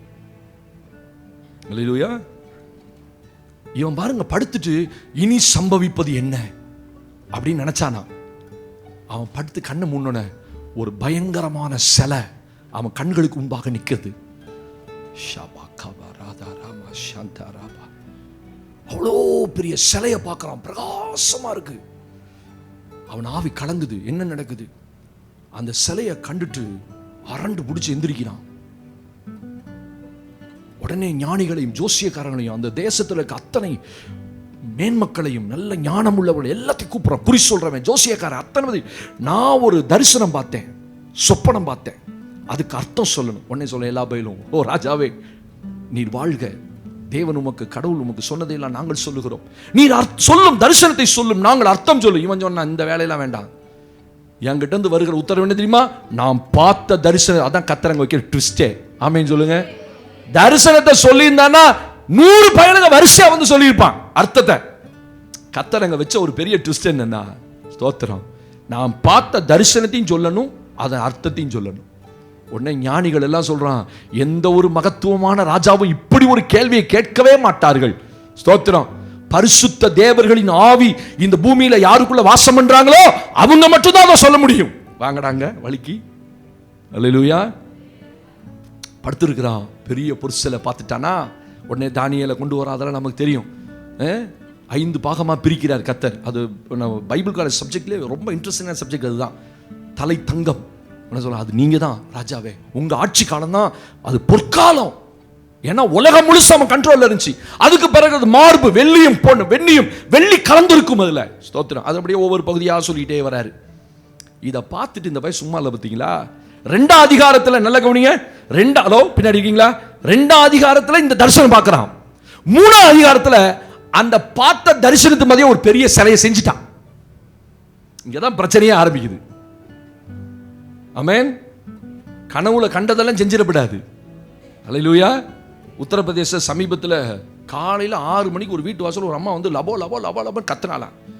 அந்த அம்மா வீட்டுக்குள்ள எந்திரிச்சு வந்து தூங்கி, ஏன்டி கத்துறேன் என் வீட்டில் வந்து, நேற்று நைட்டு என் கனவுல வந்து என்னை அடிச்ச, என்னத்துக்கு அடிச்ச? ஆஹா, தூங்கிட்டு இருந்தவளை இந்த பொம்பளை பக்கத்து வீட்டுக்காரி என்ன செஞ்சிட்டா? தொடப்ப மாத்திரையே அடிச்ச. உனக்கு எனக்கு என்ன பிரச்சனை, ஏன் வந்து என்னை அடிச்ச? இதுக்கு என்ன தீர்ப்பு சொல்றது? நீங்க தான் நாட்டாமையெல்லாம் தீர்ப்பு சொல்லணும். கனவுல பார்த்தவன ஏண்டி என்னை அடிச்சேன்னு இவளை இழுத்து போட்டு அடிச்சு நான் நினைக்கிறேன் கனவுல ஓங்கி வாங்கி அடிச்சிருப்பா போல, வலிச்சிருச்சு போல உடம்பு. அதனால காலையில் எந்திரிச்சு வந்தோன்னே பக்கத்துல சண்டை போட்டு அவளை இழுத்து போட்டு அந்த அம்மாவை அடிச்சு, இது பேப்பர்ல பெரிய கதையா வந்துச்சு. இந்த ராஜா கனவுல பார்த்தத அப்படியே ஒரு சிலையா செய்யறான். அதோட உயரம் நம்ம அளவின்படி அதுல ஒரு அளவு போட்டிருக்கு, நான் சொல்றேன் அந்த அளவு 90 அடி உயரமா. ஆமென் சொல்லுங்க பாப்போம். அல்லேலூயா. அந்த இடத்தை மட்டும் வாசிங்க எனக்காக. 3:1 வாசிக்கிறோம். ராஜாவாகிய நேபுகாத்நேச்சார் 60 முழ உயரமும் 6 முழ அகலமும் 6 முழ அகலமும் ஒரு பெரிய பொற்சிலையை பண்ணுவித்து, ஒரு பெரிய பொற்சிலையை பண்ணுவித்து. போதும் போதும் போதும். தூரா என்கிற ஒரு சமபூமியிலே பிளைனான ஏரியால ஒரு பெரிய சிலை. நம்ம ஊர்ல இருக்கிற ஒரு சிலை இந்தியாவிலே ரொம்ப பெரிய சிலை தெரியுமா? சர்தார் வல்லபாய் பட்டேல் சிலை 3000 அடி உயரம். இது வெறும் 90 அடி தான். 3000 அடி என்ன உயரமா இருக்கும் பாருங்க. பிரம்மாண்டம் 3000 கோடி செலவுல, ஸ்தோத்திரம், அவ்வளோ உயரத்துக்கு சிலையை செஞ்சு வச்சு தேவனுக்கு மகிமை. இவன் பாருங்க 60 முழ உயரமும், ஹல்லேலூயா, 10 முழ அதான போட்டிருக்கு, 6 முழ அகலமுமான. இது நம்ம கணக்குல 90 அடி உயரம், ஸ்தோத்திரம், அது 9 அடி அகலம். அவ்வளோ பெரிய சிலையை நிறுத்தி எதை பார்த்தானோ செஞ்சு வச்சுட்டான். இதை செஞ்சு வச்சுட்டு இப்போ ஒரு உத்தரவு போடுறான், இந்த தேசத்திற்கு அத்தனை பேரும் நான் பண்ணி வைத்த இந்த பொருட்களுடைய பிரதிஷ்டைக்கு வரணும், அத்தனை பேரும் இதை பணிந்து கொள்ளணும். அப்பதான் எல்லாரும் வந்து விழுவுறான். சொல்றான், ஒரு 3 பேர் மட்டும் பணியவே இல்லை ராஜாவே. யாரா அவன்? Shadrach Meshach Abednego. கொண்டு வாடா அவனை. கொண்டு வரான். சொல்றான், ராஜா பணிந்து கொள். முடியவே முடியாது. இந்த விஷயத்தில் ராஜாவாகிய உமக்கு உத்தரவு சொல்ல வேண்டிய அவசியம் எங்களுக்கு இல்லப்பா ராஜாவே. பாருங்க, தூக்கி உள்ள போடுறான், சூளை அதிகமாக்குறான், ஆனா உள்ள 4 பேர் உலாவுறான். ஆமென் சொல்லுங்க பாப்போம். தம்மை பற்றின உத்தம இருதயம் தேவனுக்கு தேவை. அது ஒண்ணுதான். நாங்கள் ஆராதிக்கிற தேவன் எங்களை தப்புவித்தாலும் தப்புவிக்காவிட்டாலும் நீ நிறுத்தின பொற்சிலையை நாங்கள் பணிந்து கொள்ள மாட்டோம் ராஜாவே. அவனை விடுவிக்கிறதுக்கு ஒரு வல்லமை அங்கிருந்து வருது பாருங்க. இந்த வல்லமை எதுக்காகன்னா தேவனுக்காக ஒரு மனிதன் நிக்கணும்.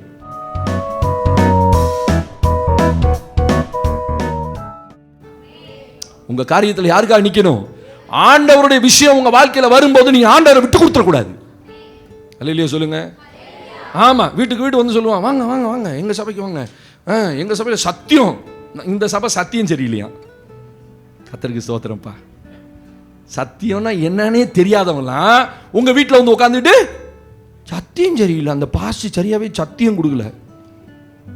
நம்மால் சொல்லிச்சான், வந்து பாரு ஒரு வாரம் எங்க சத்தியத்தை கேள்வி. நமக்கு ஏண்டா வம்பு, அந்த இடத்துல அப்படி விடாதீங்கன்ற. அந்த இடத்துல விடாத. முதல்ல உனக்கு சத்தியம்னா என்னன்னு தெரியுமா சொல்லு போல. நீ எதை சத்தியங்கிற திருப்பி கேட்கலன்னா உட்காந்து உங்க மண்டையை கழுவுவான். உங்க மண்டையை கழுவி அப்புறம் உங்க கொண்டையை கழுவி அப்புறமா எங்க சர்ச்சுக்கு வா அப்படின்னு சாப்பாடுலாம் போடுறோம் எங்க சர்ச்சில். இதுக்கு ஒரு சாப்பாட்டு கும்பல் பாருங்க. அட கடவுளே, சத்தியத்தை வாங்க அதை விற்காதங்கிறார்.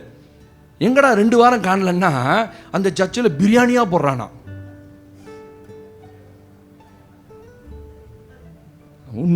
உண்மைங்க என்ன சொல்றது, சாப்பாடு போட்டு ஒரு கூட்டத்தை கூட்டு நீ எவ்வளவு நாள் சாப்பாடு போடுறன்னு பார்க்குறேன். போ, நீ எவ்வளவு நாள் சாப்பாடு போடுவ ஜனங்களை திருப்திப்படுத்துறது? அப்ப இதெல்லாம் யாரு? சாப்பாட்டு கூட்டம். அது சத்தியத்துக்காக போற கூட்டம் இல்ல. ஆமேன் சொல்லுங்க. ஆமேன் கூட சொல்ல மாட்டேங்கிறீங்க. சத்தமா சொல்லுங்க ஆமேன். அல்லேலூயா. ஆமா, நான் இங்க பிரியாணி போட்டுட்டு இருக்கேன் வார வாரம். அவனுக்கு அந்த பிரியாணி தேவை. எங்கப்பா போன? சாப்பாடு போட்டாங்க பாஸ்டர். கடவுளே, சாப்பாட்டுக்காகவா நீ சச்ச மாத்துற? நாளைக்கு சாப்பாடு போட்டு ஏசுனாதரே இல்லைன்னு சொல்லுவான். ஆமா, என்னங்க பிரச்சனை இல்லைங்க ஆமேன்றீங்க, அங்க ஆமீன்றான். அவ்வளவுதான் வித்தியாசம். நம்ம ஆமேன்றோமா, அவங்க ஆமீன் அப்படின்னா முடிஞ்சு போச்சு. பாயெல்லாம் அப்படித்தானே சொல்லுவாங்க, ஆமீன். இவன் போயிடுவான் நாளைக்கு சுன்னத் கல்யாணம் பண்ணிட்டு தோத்திரம் போய் அங்க உட்கார்ந்துருப்பான். தேவனுடைய காரியம் வரும்போது எந்த மனுஷன் தேவனுக்காக நிக்கிறானோ அந்த மனுஷனுக்கு கர்த்தருடைய வல்லமை வெளிப்படும். ஸ்தோத்திரம். ராஜாவே, இந்த விஷயத்தில் உமக்கு, ராஜாவை எதுக்குறான் பாருங்க, இந்த விஷயத்தில் உமக்கு உத்தரவு சொல்லணும் அவசியம் கிடையாது எனக்கு. ஸ்தோத்திரம். நீ பணியிலனா உன்னை தூக்கி 7 மடங்கு சூளைக்குள்ள போடு, எங்க வேணா போடு. ஸ்தோத்திரம். அது ரொம்ப அழகா 3 வார்த்தை சொல்றாரு. அதை எழுதி கவனிங்க. ஆண்டவருக்கு மகிமை உண்டாகட்டும். ஹல்லேலூயா. 3ஆம் அதிகாரத்திலே 28ஆம் வசனத்திலே வாசிங்க பாப்போம். அப்பொழுது நேபுகாத்நேச்சார் வசனித்து, சாத்ராக் மேஷாக் ஆபேத்நேகோ என்பவர்களுடைய தேவனுக்கு ஸ்தோத்திரம், அவர்கள் தங்களுடைய என்ன சொல்ற ராஜா, என்ன சொல்றா?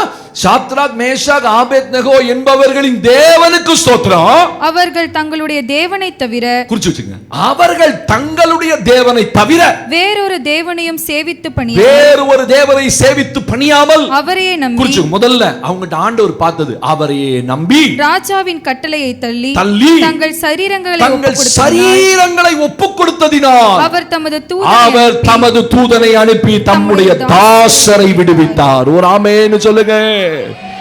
ஆண்டவர் 3 காரியத்தை பார்க்கிறாரு.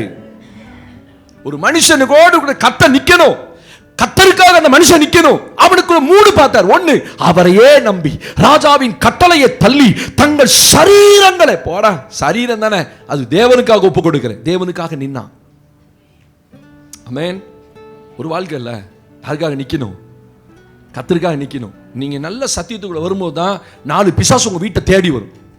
இன்னுமா அங்க போற, நீ சொல்லு, சாவர வரைக்கும் அங்கதான் போவேன். அவனை பார்க்கவே கூடாது. நீங்க அவனை பார்த்தீங்கன்னா நீங்க பட்டையாயிருவீங்க. ஏன்னா உங்க விசுவாசம் அவ்வளவுதான் எனக்கே தெரியும். அல்லேலூயா. ஆமா, அங்கெல்லாம் வேணாம், நம்ம போலாம், வேற இடத்துக்கு போலாம். தோத்துறேன். இந்த பிசாசுக்கு இந்த சபையை குழப்பிக்கிட்டே இருக்கும். பாருங்க, கத்தருக்காக நிக்கிறான். அவர் எங்களை தப்புவித்தாலும் தப்புவிக்காவிட்டாலும் நீ நிறுத்தின புருஷலையை வேணாப்பா. ஒரு இடத்துல இருக்கிறேன் நான், ஏன்ப்பா என்னை கெடுக்கிற, என் குடும்பத்தை எதுக்கு எடுக்கிற? நல்ல சத்தியம் போயிட்டு இருக்கு, நல்ல வாழ்க்கை போயிட்டு இருக்கு, நல்ல ஆவிக்குரிய வாழ்க்கை போயிட்டு இருக்கு. வரலன்னா எங்க பாஸ்டர் ஏன்னு கூட கேட்க மாட்டாரு. தோத்துற அப்படியா, வெயிட் பண்ணி பார்ப்பேன். 2வது வாரம் 3வது வாரம் கால் வந்துடும். இல்லையா சொல்லுங்க, உங்களை நான் பராமரிக்கிறேன், உங்களுக்காக ஜெபம் பண்றேன், உங்களுக்காக ஓடுறேன். நீங்க கத்தருக்காக நிக்கணும்ல, விட்டு கொடுத்துடக்கூடாது. இல்ல, தேவனுடைய விஷயத்துல நம்ம அப்படியே பிளெண்ட் ஆயிடக்கூடாது, அப்படியே பணிஞ்சு உருகி மெல்ட் ஆயிடக்கூடாது. பரவாயில்ல, அப்படிதான், சரி அப்படிலாம் சொல்லக்கூடாது. அவன் சொல்றான், இந்த விஷயத்தில், எந்த விஷயத்துல? தேவனை தொழுது கொள்ளுகிற விஷயத்துல, தேவனுடைய காரியத்துல நாங்க யாருக்கும் கீழ்ப்படிய மாட்டோம். சொல்றான், நாங்கள் தங்கள் தேவனை நம்பி ஸ்தோத்திரம் தங்கள் சரீரங்களை அக்கினிக்கரையாக ஒப்பு கொடுத்தார்கள். தேவன் தம்முடைய தூதனை அனுப்பி தம்முடைய தாசரை விடுவித்தார். அக்கினிக்குள்ள போடாம இல்லைங்க, நல்லா கவனிங்க. ஆண்டவரை நம்புறனால பிரச்சனையே வராம இல்ல, அக்கினிக்குள்ள தூக்கி போட்டுட்டான். போடாமல இல்ல, ஆனா உள்ள விழும்போது 4வது ஒரு நபர் அவர்களோடு உலாவிக் கொண்டிருந்தார். கர்த்தருடைய வல்லமை யாருக்கு வெளிப்பட்டது? அக்கினிக்குள்ள ஒரு மனுஷன் உயிரோடு. அது முடிந்த பிறகுதான் பிரமித்து போனான் ராஜா. சொல்ல, சாத்ராக் மேஷாக் ஆபேத்நேகோ என்பவர்களுடைய தேவனுக்கு ஸ்தோத்திரம். எந்த தேவன் இல்லைன்னா அந்த தேவனுக்கே ஸ்தோத்திரம்ட்டான். ராஜாவையே ஸ்தோத்திரம் பண்ண வச்சுட்டார். ஒரு மனுஷன் கர்த்தருக்காக நிக்கிறது, நீங்க தேவனுக்காக நிற்கும் போது தேவனுடைய வல்லமை உங்களுக்கு வெளிப்படும். அவ்வளவு பெரிய எரிகிற சூளையில 7 மடங்கு தூக்கி போட்டவனெல்லாம் கொண்டு வச்சான். ஜோத்திரம். மேல இருக்கவன் செத்து போனான், உள்ள போனவன் சுகமா இருக்கான். அக்கினியின் தேவன் உங்களோடு இருக்கிறார். ஆமென். He is a God of fire. அக்கினியின் தேவனே அவர்களுக்குள் இருந்தனாலதான் அந்த அக்கினி அவர்களை என்ன செய்யல, சேதப்பட. தேவன் தம்முடைய தூதனை அனுப்பினார். தம்முடைய வல்லமையை தூதனோடு இருப்பார். அக்கினிக்குள்ள உலாவுகிறத ராஜா பார்க்கிறான். சொல்ல, தேவனுடைய தாசரே வெளியே வாருங்கள், கூப்பிடுறான். வெளியே வந்திருப்பா, நீங்களா வந்துருங்க, நாங்க வந்தா செத்து போயிடுவோம். வெளியே வரான். ஒரு அக்கினி மனமும் அவர்கள் மேல் இல்லை. அக்கினி அவர்களை சேதப்படுத்தவில்லை. அக்கினி அவருடைய மேல, நம்ம அடுப்பு கூட கொஞ்ச நேரம் வேலை செஞ்சோம்னா நம்ம மேல ஸ்மெல் அடிக்கும்ல. அந்த காலத்தில் இந்த ஊதாங்கோட வச்சு ஊதும் போது நம்ம மேலாம் ஸ்மெல் அடிக்கும், அந்த விறகு ஸ்மெல்லு. இப்போ வர கேஸ் ஸ்மெல் அடிக்கும். ஆனால் அவன் மேல எந்த ஸ்மெல்லுமே இல்லை. சரி, யாருக்கு வல்லமை வெளிப்படும்? தேவனுக்காக ஒரு மனிதன் எங்க நிக்கிறானோ அந்த இடத்துல கர்த்தர் மகிமைப்படுவார். அல்லேலூயா. கர்த்தருடைய விஷயத்துல நீங்க பிளெண்ட் ஆயிடக்கூடாது. யாராவது ஏதாவது சொல்றேன்னா நான் நமக்கு ஏன் பாச பிரச்சனை அப்படிலாம் வரக்கூடாது. ஆமென் சொல்லுங்க. அங்க நீங்க ஆண்டவருக்காக பேசணும், அங்க நீங்க ஆண்டவருக்காக நிக்கணும். ஸ்தோத்திரம். அப்படி நிற்கும் போது கர்த்தருடைய வல்லமை உங்களுக்கு வெளிப்படும். கடைசி ஒரு அதிகாரத்தை வாசி முடிக்கலாம். தேவனுக்கு மகிமை உண்டாகட்டும். வாசிங்கள் என்னோடு கூட. ஆண்டவருக்கு மகிமை. எபிரேயர்கள் நிருபத்தில் 11ஆம் அதிகாரத்தில் 27ஆம் வசனத்தை நாம் வாசிக்க போகிறோம். Book of Hebrews chapter 11. தேவனுக்கு மகிமை. யார் மேல, யாருடைய வாழ்க்கையில கர்த்தருடைய வல்லமை வெளிப்படும்? எபிரேயர்கள் நிருபத்திலே 11ஆம் அதிகாரத்திலே 27ஆம் வசனத்தை நாம் வாசிக்கலாம். விசுவாசத்தினாலே அவன் அதரிசனமானவரை தரிசிக்கிறது போல இருமா. எடுத்துட்டீங்களா எல்லாருமே? இன்னும் பேப்பர் திருப்பல. சரி, ரைட், வாசிமா. விசுவாசத்தினாலே அவன் அதரிசனமானவரை தரிசிக்கிறது போல உறுதியாயிருந்து ராஜாவின் கோபத்துக்கு பயப்படாமல் எகிப்தை விட்டு போனான். ஒரு ஆமென் சத்தமா சொல்லு. அல்லேலூயா. தேவனுடைய வல்லமை யாருக்கு வெளிப்படும்? ஆண்டவர் உங்களோட பேசுறார். உங்க வாழ்க்கையில தேவனுடைய வல்லமை வெளிப்படணுமா?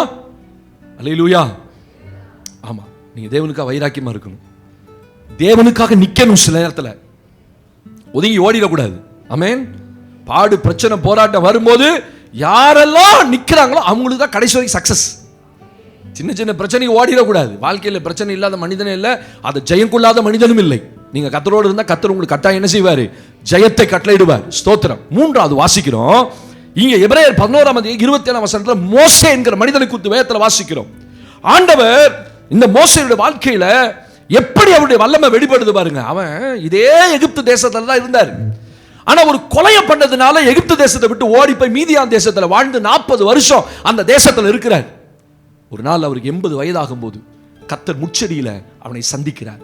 சீனாய் மலையில பற்றி இருக்கிற முச்செடியில சந்தித்து தன்னுடைய திட்டத்தை அவன்கிட்ட பேசுறார். வாப்பா, என் ஜனங்கள் படுகிற பாடுகளை வேதனையும் பார்த்தேன், அவர்களை விடுவிக்கும்படி நான் இறங்குறேன், உன்னை அனுப்புவேன், வா. இறங்குனேன்னு சொன்னவர் அவரே நேரா போல.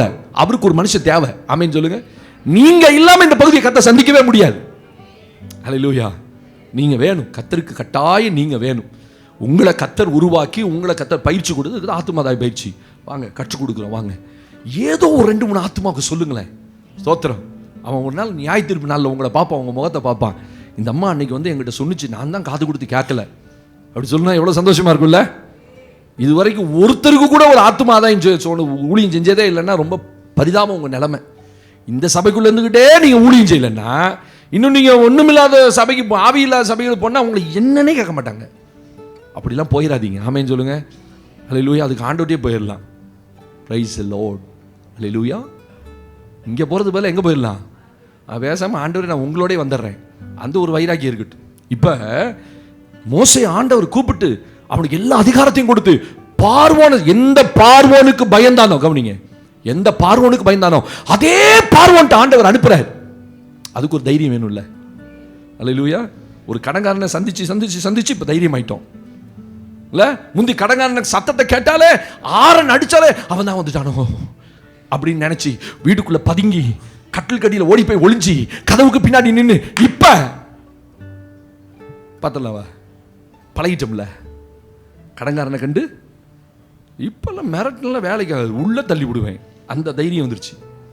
ஏன்னா சட்டம் வந்து அந்த அனுமதி கொடுக்குது. இப்ப சட்டத்தை நல்லா தெரிஞ்சுக்கிட்டீங்கன்னு வச்சுக்கோங்களேன், உங்களை ஒரு போய் உங்க வீட்டு வாசல்ல வர முடியாது. அல்லேலூயா. ஆமா, இன்னைக்கு இருக்கிற ஆட்கள்லாம் நம்ம நல்லா தெளிச்சிட்டோம். சோத்திரம்.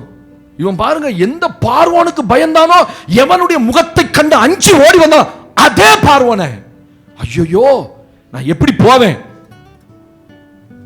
கத்த சொல்ல, நீ போ, நான் உன்னோட வருவேன். பாருங்க, பார்வோன்ட்ட பலமுறை போய் பேசுறான். ஒரு கட்டத்துல பார்வோனுக்கு பயங்கர கோவம் வந்துருச்சு. எதுக்காக? நீ என்ன வேணா கேளு, ஆனா இஸ்ரவேல் ஜனங்களை நீ விடுன்னு கேட்கிற, அது எப்படி? விடவே முடியாது. கடைசியா ஒரு கட்டம் வரும்போது யாத்ராமத்தின் புஸ்தகத்துல ஸ்தோத்திர வாசிக்கலாமா? தேவனுக்கு மகிமை உண்டாடு 10ஆம் அதிகாரத்துல வாசிங்கம்மா. யாத்ராமத்தின் புஸ்தகம் 10ஆம் அதிகாரத்திலே 28ஆம் வசனத்தை வாசித்து பாருங்கள். பார்வோன் அவனை நோக்கி, எடுக்கட்டும். The book of Exodus chapter 10, ஆதியாகமத்துக்கு அடுத்த புஸ்தகத்துல யாத்ராமத்தின் புஸ்தகத்துல 10ஆம் அதிகாரத்தை எடுத்து 28ஆம் வசனத்தை வாசிக்கலாமா? பார்வோன் அவனை நோக்கி, என்னை விட்டு அப்பாலே போ, நீ இனி என் முகத்தை காணாதபடி எச்சரிக்கையாயிரு. நீ இனி என் முகத்தை காணும் நாளில் சாவாய் என்றான். யார் சொன்னது? பார்வோன் சொல்றான் மோசேயை பார்த்து, இன்னுமேட்டு இஸ்ரவேல் ஜனத்தினுடைய விடுதலை குறித்து நீ பேசினா நீ என் முகத்தை காண மாட்டே, இனிமேட்டு எச்சரிக்கை, ஜாக்கிரதையா இரு. அல்லேலூயா. அதுக்கு மோசே என்ன சொல்றான்? அப்பொழுது மோசே நீ சொன்னது சரி, இனி நான் உம்முடைய முகத்தை காண்பதில்லை, இனி நான் உன் முகத்தை பார்க்க மாட்டேன், காண்பதில்லை என்றான். ஒரு ஆமென் சொல்லுங்க. ஆமாடா, நீ சொன்னது உண்மைதான் பார்வோனே, இனிமேட்டு நீ என் முகத்தை பார்க்க மாட்டேன், ஏன்னா நீ தான் செத்து போறியே. See, Moses everything knows. இவனுக்கு எல்லாமே தெரியும் மோசே. ஏன்னா நல்ல கவனிங்க, இந்த மோசேக்கு தேவன் அவ்வளோ பெரிய தைரியத்தை கொடுத்திருந்தார். அல்லேலூயா, அல்லேலூயா. ராஜாவை சந்திக்கும்படி, அததான் அங்க எபிரேயர்ல வாசிக்கிறோம். அவன் ராஜாவின் கோபத்துக்கு பயப்படாமல் அதரிசனமானவரை தரிசிக்கிறது போல. நல்ல கவனிங்க, யாருக்கு இந்த தைரியம் வந்து தெரியுமா? யாரெல்லாம் தேவனுடைய முகத்தை பார்க்கிறார்களோ அவர்களுக்கெல்லாம் அந்த தைரியம் இருக்கும். உங்க வாழ்க்கையுடைய பிரச்சனையை ஃபேஸ் பண்றதுக்கு நீங்க பயப்படாதீங்க. ஏன் தெரியுமா? ஏன் பயப்படுறீங்கன்னா, நீங்க தேவனுடைய முகத்தை பார்க்கல. யாரெல்லாம் தேவனுடைய முகத்தை பார்த்தாங்களோ, ஒரு ராஜாவுடைய முகம் அவனுக்கு பெருசா தெரியல. பைபிள்ல பாருங்க, ராஜாவுடைய முகம் கோபப்பட்டதென்றால் என்ன நடக்கும்னு 2-3 இடத்துல போடப்பட்டிருக்கு. எஸ்தர் ராஜாத்தி அரண்மனைக்குள்ள இருக்க, அகாஸ்வேர் ராஜா தோட்டத்தில் உலாவுறான். ஆமான் எஸ்தர்ட்ட மன்னிப்பு கேட்கறதுக்காக பெட்ல உட்கார்றான். அவ்வளவுதான், ராஜா உள்ள வந்துட்டான், பார்த்துட்டான். ஆமான் எஸ்தர்ட்ட தப்பா நடக்க போறான்ட்டு ராஜாவின் முகம் வேறுபட்டது. அவ்வளவுதான் சொல்லப்பட்டிருக்கு. உடனே ஆமானின் முகத்தை மூடி போட்டார்கள். ராஜா முகம் மாறிச்சுனால செத்துட்டான், அவ்வளவுதான். ஆனா இந்த ராஜாவுடைய முகம் அதேதான். நேபுகாத் நேச்சாரின் முகம் வேறுபட்டது. 7 மடங்கு சூளை அதிகமாக சூடாக்கினார்கள். ராஜா முகம் மாறினாலே அங்க பிரச்சனை தான். ஆனா இங்க பார்வோனுடைய முகம் மாறுது. இவன் அசரவே இல்லை. ஆமீன் சொல்லுங்க. பயப்படவே இல்லை. ராஜாவின் முகம் மாறினாலும் சரி, இந்த விஷயத்தில் ராஜாவே உமக்கு நாங்கள் உத்தரவு சொல்ல வேணாம். 3 பேர் சொல்லிட்டான். இப்ப பார்வோனுக்கு முன்னாடி சொல்ல, இனி நீ என் முகத்தை பார்க்க மாட்ட, இதான் உனக்கு கடைசி. ஆம், இதான் உனக்கு கடைசி அப்படின்னு இவனு சொல்லிட்டு வரானே. அதுதான் எபிரேயர் எழுதுறாரு, அதரிசனமானவரை தரிசிக்கிறது போல ராஜாவின் கோபத்துக்கு பயப்படாமல் அவன் எகிப்தை விட்டு போனான். கவனிங்க, ராஜாவின் கோபத்துக்கு பயப்படக்கூடாதுன்னா அவன் தேவனுக்கு முன்னாடி நிக்கிற மனுஷனா இருக்கணும். நீங்க கர்த்தருக்கு முன்னாடி எப்பொழுது நின்னு பாருங்க, உங்களுக்கு கர்த்தருடைய வல்லமை வெளிப்படும். கர்த்தருடைய வல்லமை இல்லாம அவன் போய் ராஜா பேச்ச கேட்டிருந்தாலே மோசே நடுங்கி இருப்பான். எந்த பார்வோனுக்கு பயந்து ஓனா அதே பார்வோனுக்கு முன்னாடி தேவனை தரிசிச்சதுனால போய் நின்னான். நீங்க கர்த்தரை தரிசிக்கிற ஒரு தேவ பிள்ளையா இருங்க. ஆமென். உங்க வாழ்க்கையில எந்த ஐயோ அது வந்துருமோ, ஐயோ இது வந்துருமோ, இந்த பிரச்சனை வந்துருமோ, அந்த பிரச்சனை வந்துருமோ, தேசத்துல கொள்ளை, எதுக்கு நீங்க பயப்பட மாட்டீங்க. ஒரு ஆமென் சத்தமா சொல்லுங்க. உங்களை சுத்திலும் நிறைய பிரச்சனை இருக்கும். நான் ஒண்ணு சொல்லித்தரேன், கதவை பூட்டிட்டு தேவ சமூகத்தில் அதிகாலையில் நின்று அவர் முகத்தை பார்த்து, எல்லாரையும் பார்க்கறதுக்கு முன்னாடி அவர் முகத்தை பார்த்துருங்க. அது எவ்வளவு பெரிய ராஜா உங்களுக்கு முன்னாடி வந்தாலும் அவருடைய கோபத்துக்கு நீங்கள் பயப்படவே மாட்டீர்கள். அதுதான் கர்த்தருடைய வல்லமை. ஆமென் சொல்லுங்க. அல்லேலூயா. இல்லைன்னா சின்ன சின்ன சின்ன சின்ன காரியத்துக்கு உங்களுக்கு பயம் வரும். நீங்க ஜெபிக்காத ஆளை பாருங்க, எல்லாத்துக்கும் பயப்படுவோம். ஜெபிக்கிற ஒரு ஆள் ஒரு வீட்டில் இருந்தா போதும், அவன் சொல்லுவான் பயப்படாத, கர்த்தர் நம்மளோட இருக்கிறார். சொல்லணும் சொல்ல மாட்டானா? எலிசா தீர்க்கதரிசி அதிகாலை எந்திரிக்கிறான், அவன் வேலைக்காரன் வெளியில போறான், சொல்றான் ஐயோ ஆண்டவரே மோசம் போனோம், எல்லா ரதங்களும் குதிரைகளும் வந்துருச்சு, எதிரி நாட்டு ராஜா. சொல்ல ஒன்றும் பயப்படாது, ரொம்ப கூலா இருக்கான். நான் சொல்ல ஜெபிக்கிறவங்க எப்பொழுதும் கூலா தான் இருப்பீங்க. அது ஆமீன் கூட வாயில வரல பாருங்க. ஆமீன் சொல்லுங்க. நல்லா தூங்கி எந்திரிக்கிறவங்களோட வாயில ஒண்ணுமே வராது. அந்தம்மா சொன்னா எப்படி சொன்னேனே எனக்கே தெரியல, என்னம்மா சொன்ன, திடீர்னு மாறியாயின்ட்டேன். அது எப்படி ஒரு விசுவாசியுடைய வாயில மாறியாயின்னு வரும்? அட கடவுளே, அட கடவுளே. அப்படி யாரா இருக்கீங்களா தூக்கத்துல? வேற ஏதாவது பேர் வருதா உங்களுக்கு தூங்கும் போது, பிறண்டு படுக்கும் போது? முருகா அப்படின்னு வருதா? அந்நிய தேவருடைய நாமங்களை என் நாவினாலும் உச்சரிப்பதில்லைன்ட்டான். நான் இங்க நின்று சொல்றேன் இயேசுவின் நாமத்தில். இந்த பிசாசு இன்னைக்கு மாநாடு நடக்குது, ஜோம் இல்லைன்னா முடிஞ்சும் போது ஜோம் பண்ணிடுவோம். தமிழ்நாட்டில் கலவரத்தை உண்டாக்கணும்னு உங்களுக்கு தெரியுமா தெரியாதா? எதுவுமே தெரியாது பாஸ்டர். அப்படி டைரக்டாக டிக்கெட் கிழிச்சா பரலம் தான், வேற எங்கேயும் சுற்றி பற்றிலாம் போகிறதில்ல. ரூட்டு வந்து மாறிலாம் கூகுள் மேப்லாம் பார்த்து போகிறதில்ல. இங்கே டிக்கெட் பாஸ்ட்டு கிழிச்சேன்னா நேரம் அங்கே தான் போகிறது. தோத்திரம், ஒரு பிரச்சனையும் இல்லை, ஒன்றுமே தெரியாது. நாட்டில் என்ன நடக்குது, தேசத்தில் எவன் வந்தா. இந்த விசுவாசி சொல்லுது நைட்டு என்ன எனக்கே புத்தி என்னமோ பண்ணுது, நான் என்னைய மாறியாயின்ட்டேன். திடீர்னு முடிச்சு ஐயோ நம்ம ஏசப்பா பிள்ளையாச்சே, நம்ம இப்படி மாறியாயின்னு சொல்லுவோம். மாறியாயி ஓடி போய் நின்று ஜோம் பண்ணி, இந்த பிசாசு இந்த அம்மாவுக்குள்ள இனிமேல் வரவே கூடாது ஆண்டவரே, தப்பி தவறி கூட வாயில வந்துடக்கூடாது. வருதா உங்களுக்கு யாருக்காவது? வரல? கரெக்டாக இருக்கீங்கன்னு அர்த்தம். தோத்திரம். பிரச்சனையில் கூட வந்துடப்படாது, பழைய ஆளை கூப்பிட்டு பார்ப்போம் அப்படின்னா ஒருத்தன் வரமாட்டான். வருஷம் அந்த மாதிரியாகி பின்னாடி அவெல்லாம் இருக்கணும். சின்ன மாதிரியாகி, பெரிய மாதிரியாகி, நடு மாதிரியாகி, குட்டை மாதிரியாகி, நெட்டை மாதிரியாகி எல்லாம் வரும். நீ ஒன்று கூப்பிட்டீங்கன்னா 7 வரும். ஸ்தோத்திரம், அல்லேலூயா. அவன் பாருங்க, அதரிசனமானவரை தரிசிக்க, அந்த வார்த்தை நீ கவனிக்கல, தேவனை தரிசித்த ஒரு மனிதன், தேவனோட முகமுகமாய் பேசின மனிதன். அவன் ஆசரிப்பு கூடாரத்துக்குள்ள போகும்போது தேவன் வந்து உட்காருவார், அவனோடு முகமுகமாய் பேசுவார். அப்படிப்பட்ட பயப்படுவானா? உன்னை ஆட்சியில் வச்சவரையே நான் பார்த்துட்டு வந்திருக்கேன், அவர் என்னை அனுப்பி இருக்கிறார். அந்த தைரியம் தான் பார்வோன்ட்டு நின்று சவால் விடுறான். உங்கள் சூழ்நிலையை கண்டு நீங்கள் பயப்படுறீங்க, வேலை இல்லை, எதிர்காலத்தை குறித்து பயம். நான்லாம் பயந்தேன்னா உண்மையாகவே இந்த இடத்துல ஊழியம் செய்ய முடியாது. முந்தானத்து நைட்டு வந்த யாருமே இல்லை, வெளியில் வண்டியை நிறுத்திட்டு, ஆண்டவரே இவ்வளோ பெரிய மனிதர்கள் இருக்கிற இந்த ஊரில் என்னை கொண்டு வந்து எங்கேயோ இருந்து என்னை கொண்டு வந்து வச்சுருக்கிறீங்க. கர்த்தர் ஒரு மனிதனோடு இல்லைன்னு வச்சுக்கோங்க, இந்த ஊரில் ஒரு நிமிஷம் நிற்க முடியாது, தெரியுமா உங்களுக்கு? ஆனால் தேவன் ஒரு மனிதனை வச்சுட்டா எவனும் நமக்கு முன்னாடி நிற்க முடியாது, எவனும் நமக்கு முன்னாடி நிற்க முடியாது. அவன் போட்ட திட்டத்தை எல்லாம் அப்பப்ப காலி பண்ணுவார். ஆமேன்னு சொல்லுங்க. ஆமா, நீங்க நினைக்கிறீங்களா? அவனுக்கு எல்லாம் பார்க்குறான், பேக்ரவுண்ட் யாரு, அவன் யாரு, எவ்வளோ பெரியவர், அவன் ஜாதி என்ன, இது குளம் என்ன, கோத்திரம் என்ன, எனக்கு எல்லாத்தையும் தெரியும் அவங்களுக்கு. இங்கே இருக்கிற ஆட்களை நம்ம நினைக்கிறோம் நமக்கு ஒருத்தனும் இல்லைன்னு, ஆனால் நமக்கு விரோதமாக அத்தனை பேரும் அத்தனை ஸ்கெட்ச் போட்டுக்கோங்க. என்னைக்கு அதெல்லாம் பார்த்தா வாழ முடியுமா? நான் இருக்க முடியுமா? ஆமென். நம்ம பார்க்க வேண்டிய ஒரு ஆள் இருக்கிறாரு, ஒரு நபர் இருக்கிறார், ஒரு தேவன் இருக்கிறார். அந்த அதிகாலையில் அவர் முகத்தை நான் பார்த்துட்டு வந்துட்டேன்னா அதுக்கு பிறகு நான் எந்த மனுஷனை கண்டாலும் பயப்படுறதில்லை. அவன் சொல்லிக்குவான், டே அவன்கிட்ட மோதாதப்பா அப்படின்னு அவன் சொல்லணும். ஆமென். அவன் என்ன கண்டு பயப்படணும்? ஏன்னா நான் யாரை பார்க்குறேன்? உங்களை பார்க்கல. உங்களை பார்த்தேன்னா நான் பஞ்சர் ஆயிடுவேன். அல்லேலூயா. ஆமாம், ஒவ்வொருத்தருடைய முகமும் அப்படி இருக்குது, பஞ்சர் ஆகிற மாதிரி இருக்குது. நான் எனக்குள்ள இருக்கிறவரை பேசுகிறேன், நான் யாரை தரிசித்தேனோ அவரை பேசுகிறேன்.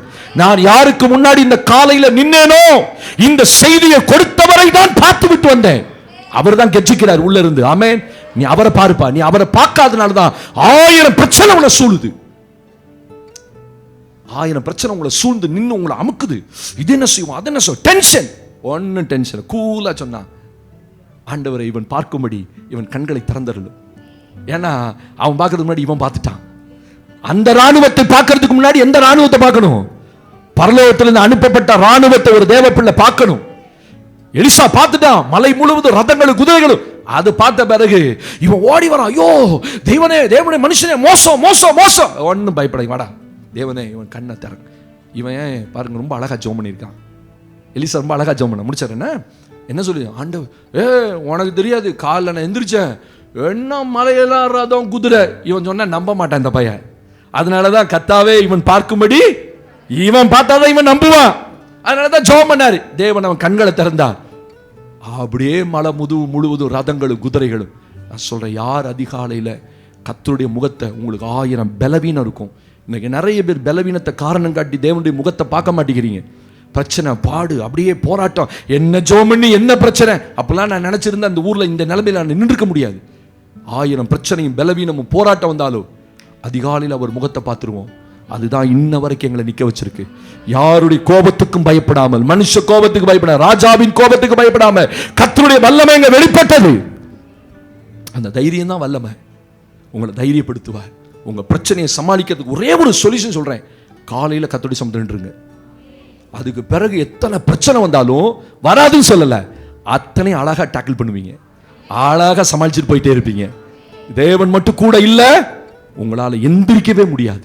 நினைச்சுக்கிட்டே படுத்து, என்ன பண்றது, இதை பண்ணலாமா அதை பண்ணலாமா. நீ ஜெபம் பண்ணி பாருங்க, நீ யார் கோபத்துக்கு பயப்பட மாட்டீங்க.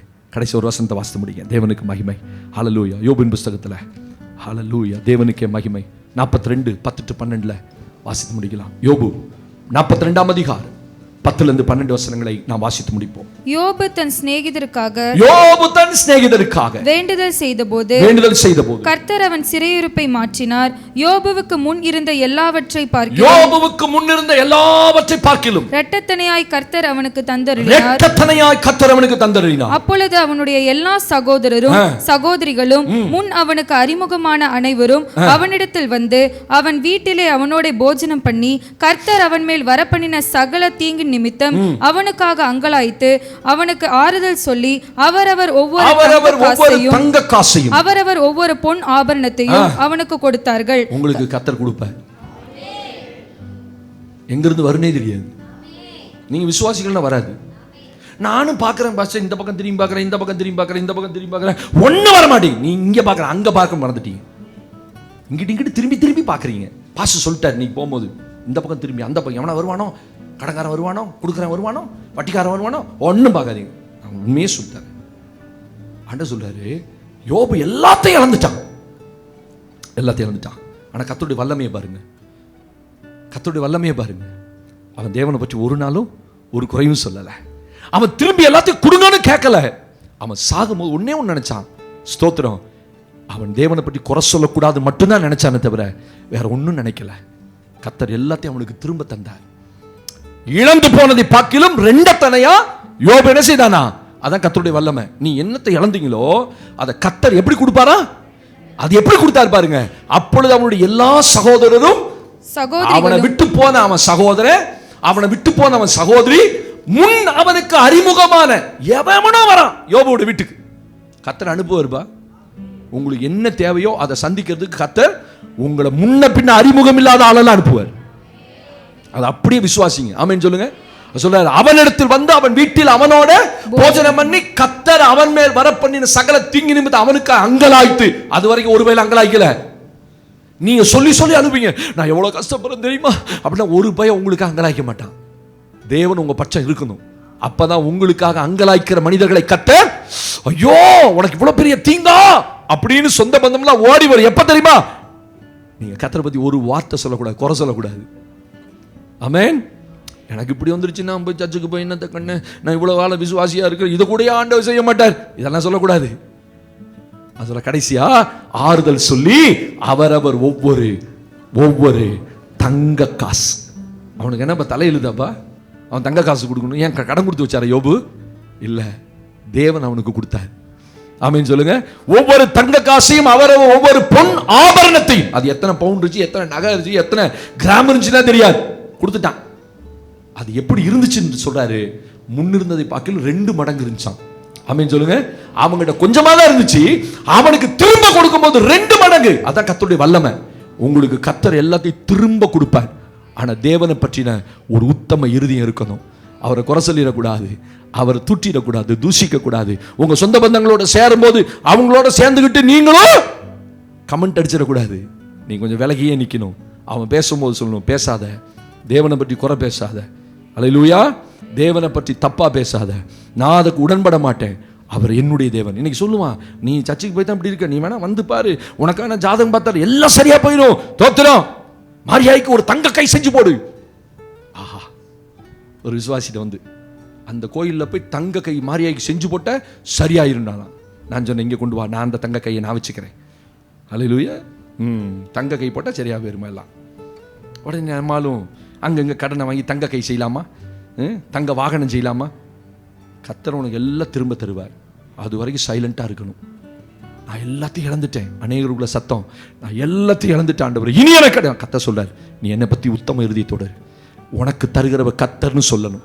எனக்கு தருகிறது எங்க அம்மா இல்லை, எங்க அப்பா இல்லை, என் உறவுகள் இல்லை, எனக்கு தெரிந்தவர்கள், என்ன ஆசீர்வதிக்கிறவர் கர்த்தர்னு சொல்லணும். ஆபிரகாம் சொன்னாரு, ஓ இந்த ராஜா என்ன ஒரு நாள் ஐஸ்வர்யமாக்கினேன்னு சொல்லக்கூடாது. சோதோமின் ராஜா என்ன ஐஸ்வர்யமாக்கினேன் நீ சோதோமின் ராஜா சொல்லிடக்கூடாது. எல்லாத்தையும் எடுத்துட்டு போ, ஒரு சரட்டையாக உன்னுடையது வேணாம், வானத்தை பூமி உண்டாக்கின கர்த்தர் என்னை ஆசீர்வதிப்பார். எழுந்துருங்க. தேவனுக்கு மகிமை. இந்த காலையில அவருடைய வல்லமை எதிர்பார்த்து காத்துருங்க. அவருக்காக வைராக்கியமாய் நிக்கிற, அவருக்காக நிக்கிற ஒரு மனிதனை ஹல்லேலூயா ஸ்தோத்திர ஆண்டவரே. ஆண்டவர் தேடுறார். இந்த கால் என்னை பற்றின உத்தம இருதயத்தோடு இருக்கிற யோபுவுக்கு கர்த்தர் 2 மடங்கு எல்லாத்தையும் கொடுத்தார். ஆமென். அவரே ஆட்களை அனுப்பினார். அவரே சகோதரியும் சகோதரிகளையும் அறிமுகமானவர்களை அனுப்பி அவரவர் ஒவ்வொரு தங்க காசு கொடுத்தார்கள். அவரவர் ஒவ்வொரு ஆபரணங்களை கொடுத்தார்கள். யோபு முன்னிலைமை பார்க்கிலும் பின்னிலைமை 2 மடங்கு ஆசீர்வதித்தார். தேவனுக்கு மகிமை. அப்படி எல்லாரும் கர்த்தரை நோக்கி பார்த்து இந்த காலையில கர்த்தருடைய வல்லமை யாருக்கு விளங்கணும்? நீங்க நினைக்காதீங்க எங்க குடும்பத்துல நான் ஒரு அற்பமான மனுஷன், ஒரு அற்பமான மனுஷி, நான் ஒரு வாலிப பிள்ளை, என் குடும்பத்துல யாருமே இல்லை, ஓ எனக்காக யார் செய்வா? ஆண்டவரை பாருங்க. ஆண்டவருடைய சமூகத்தில் நிக்கிற அதர்சனமான தேவனை தரிசிக்கிறது போல ஒரு நிமிஷம் கண்ணு மூடி ஆண்டவர் முகத்தை தரிசிங்க பார்ப்போம். தேவனே தேவனே உங்களை அசட்டை பண்ணிட்டேன், உங்க முகத்தை நான் பார்க்கிறது இல்லை, அதனாலதான் எனக்குள்ள அநேக அதைரியங்கள், அநேக சந்தேகங்கள். ஆண்டவரே பயந்து நடுங்குகிறேன், ஒரு சின்ன காரியனாலும் பயப்படுறேன். இப்ப சொல்லப்பட்டிருக்கு மோசே அதரிசனமானவரை தரிசிக்கிறது போல, அதரிசனமானவரை தரிசிக்கிறது போல. ஆண்டவரே உங்க முகத்தை நான் பார்க்கிறேன்ப்பா, உங்க முகத்தை பார்க்கிறேன்ப்பா. சொல்லுங்க, நான் எந்த மனுஷ முகத்தையும் பார்க்கிறதுக்கு முன்னாடி இனிமேட்டு அதிகாலையில நான் உங்க முகத்தை பார்ப்பேன். அந்த நாளின் பிரச்சனை எனக்கு ஒரு பிரச்சனையாவே இருக்காது, இருக்காது. நீ தேவனுக்காக நிற்கும் போது தங்கள் சரீரங்களை ஒப்புக் கொடுக்க துணிந்தார்கள். போடா சரீரம் என்ன, நான் கர்த்தருக்காக ஒரு நாள் இந்த பொற்சலையை பணிய மாட்டேன். ஆண்டவர் அந்த தேவனுக்காக நிற்கிற காரியத்துல தம்முடைய வல்லமையை தன் தாசர்களுக்கு வெளிப்படுத்தினார். தேவனுக்கு மகிமை உண்டாகட்டும், தேவனுக்கு மகிமை உண்டாகட்டும். ஹல்லேலூயா, glory. கைகளை உயர்த்தி கர்த்தரை வாய்த்து ஸ்தோத்திரம் பண்ணுங்க பாப்போம். ஸ்தோத்திரம் ஸ்தோத்திரம் ஸ்தோத்திரம் ஸ்தோத்திரம் ஸ்தோத்திரம் ஸ்தோத்திரம் ஸ்தோத்திரம் ஸ்தோத்திரம் ஸ்தோத்திரம் ஸ்தோத்திரம். நல்ல தகப்பனே, இந்த நல்ல நாளிலும் எங்களோடு நீ பேசின நல்ல வார்த்தைக்காய் ஸ்தோத்திரம். தம்மை பற்றின உத்தம இருதயத்தோடு இருக்கிறவர்களுக்கு உம்முடைய வல்லமையை விளங்க பண்ணுகிறதுக்கு தேவன் போதுமானவராய் இருக்கிறீர். இந்த பிள்ளைகளுக்கு உம்முடைய வல்லமையை விளங்க பண்ணுப்பா.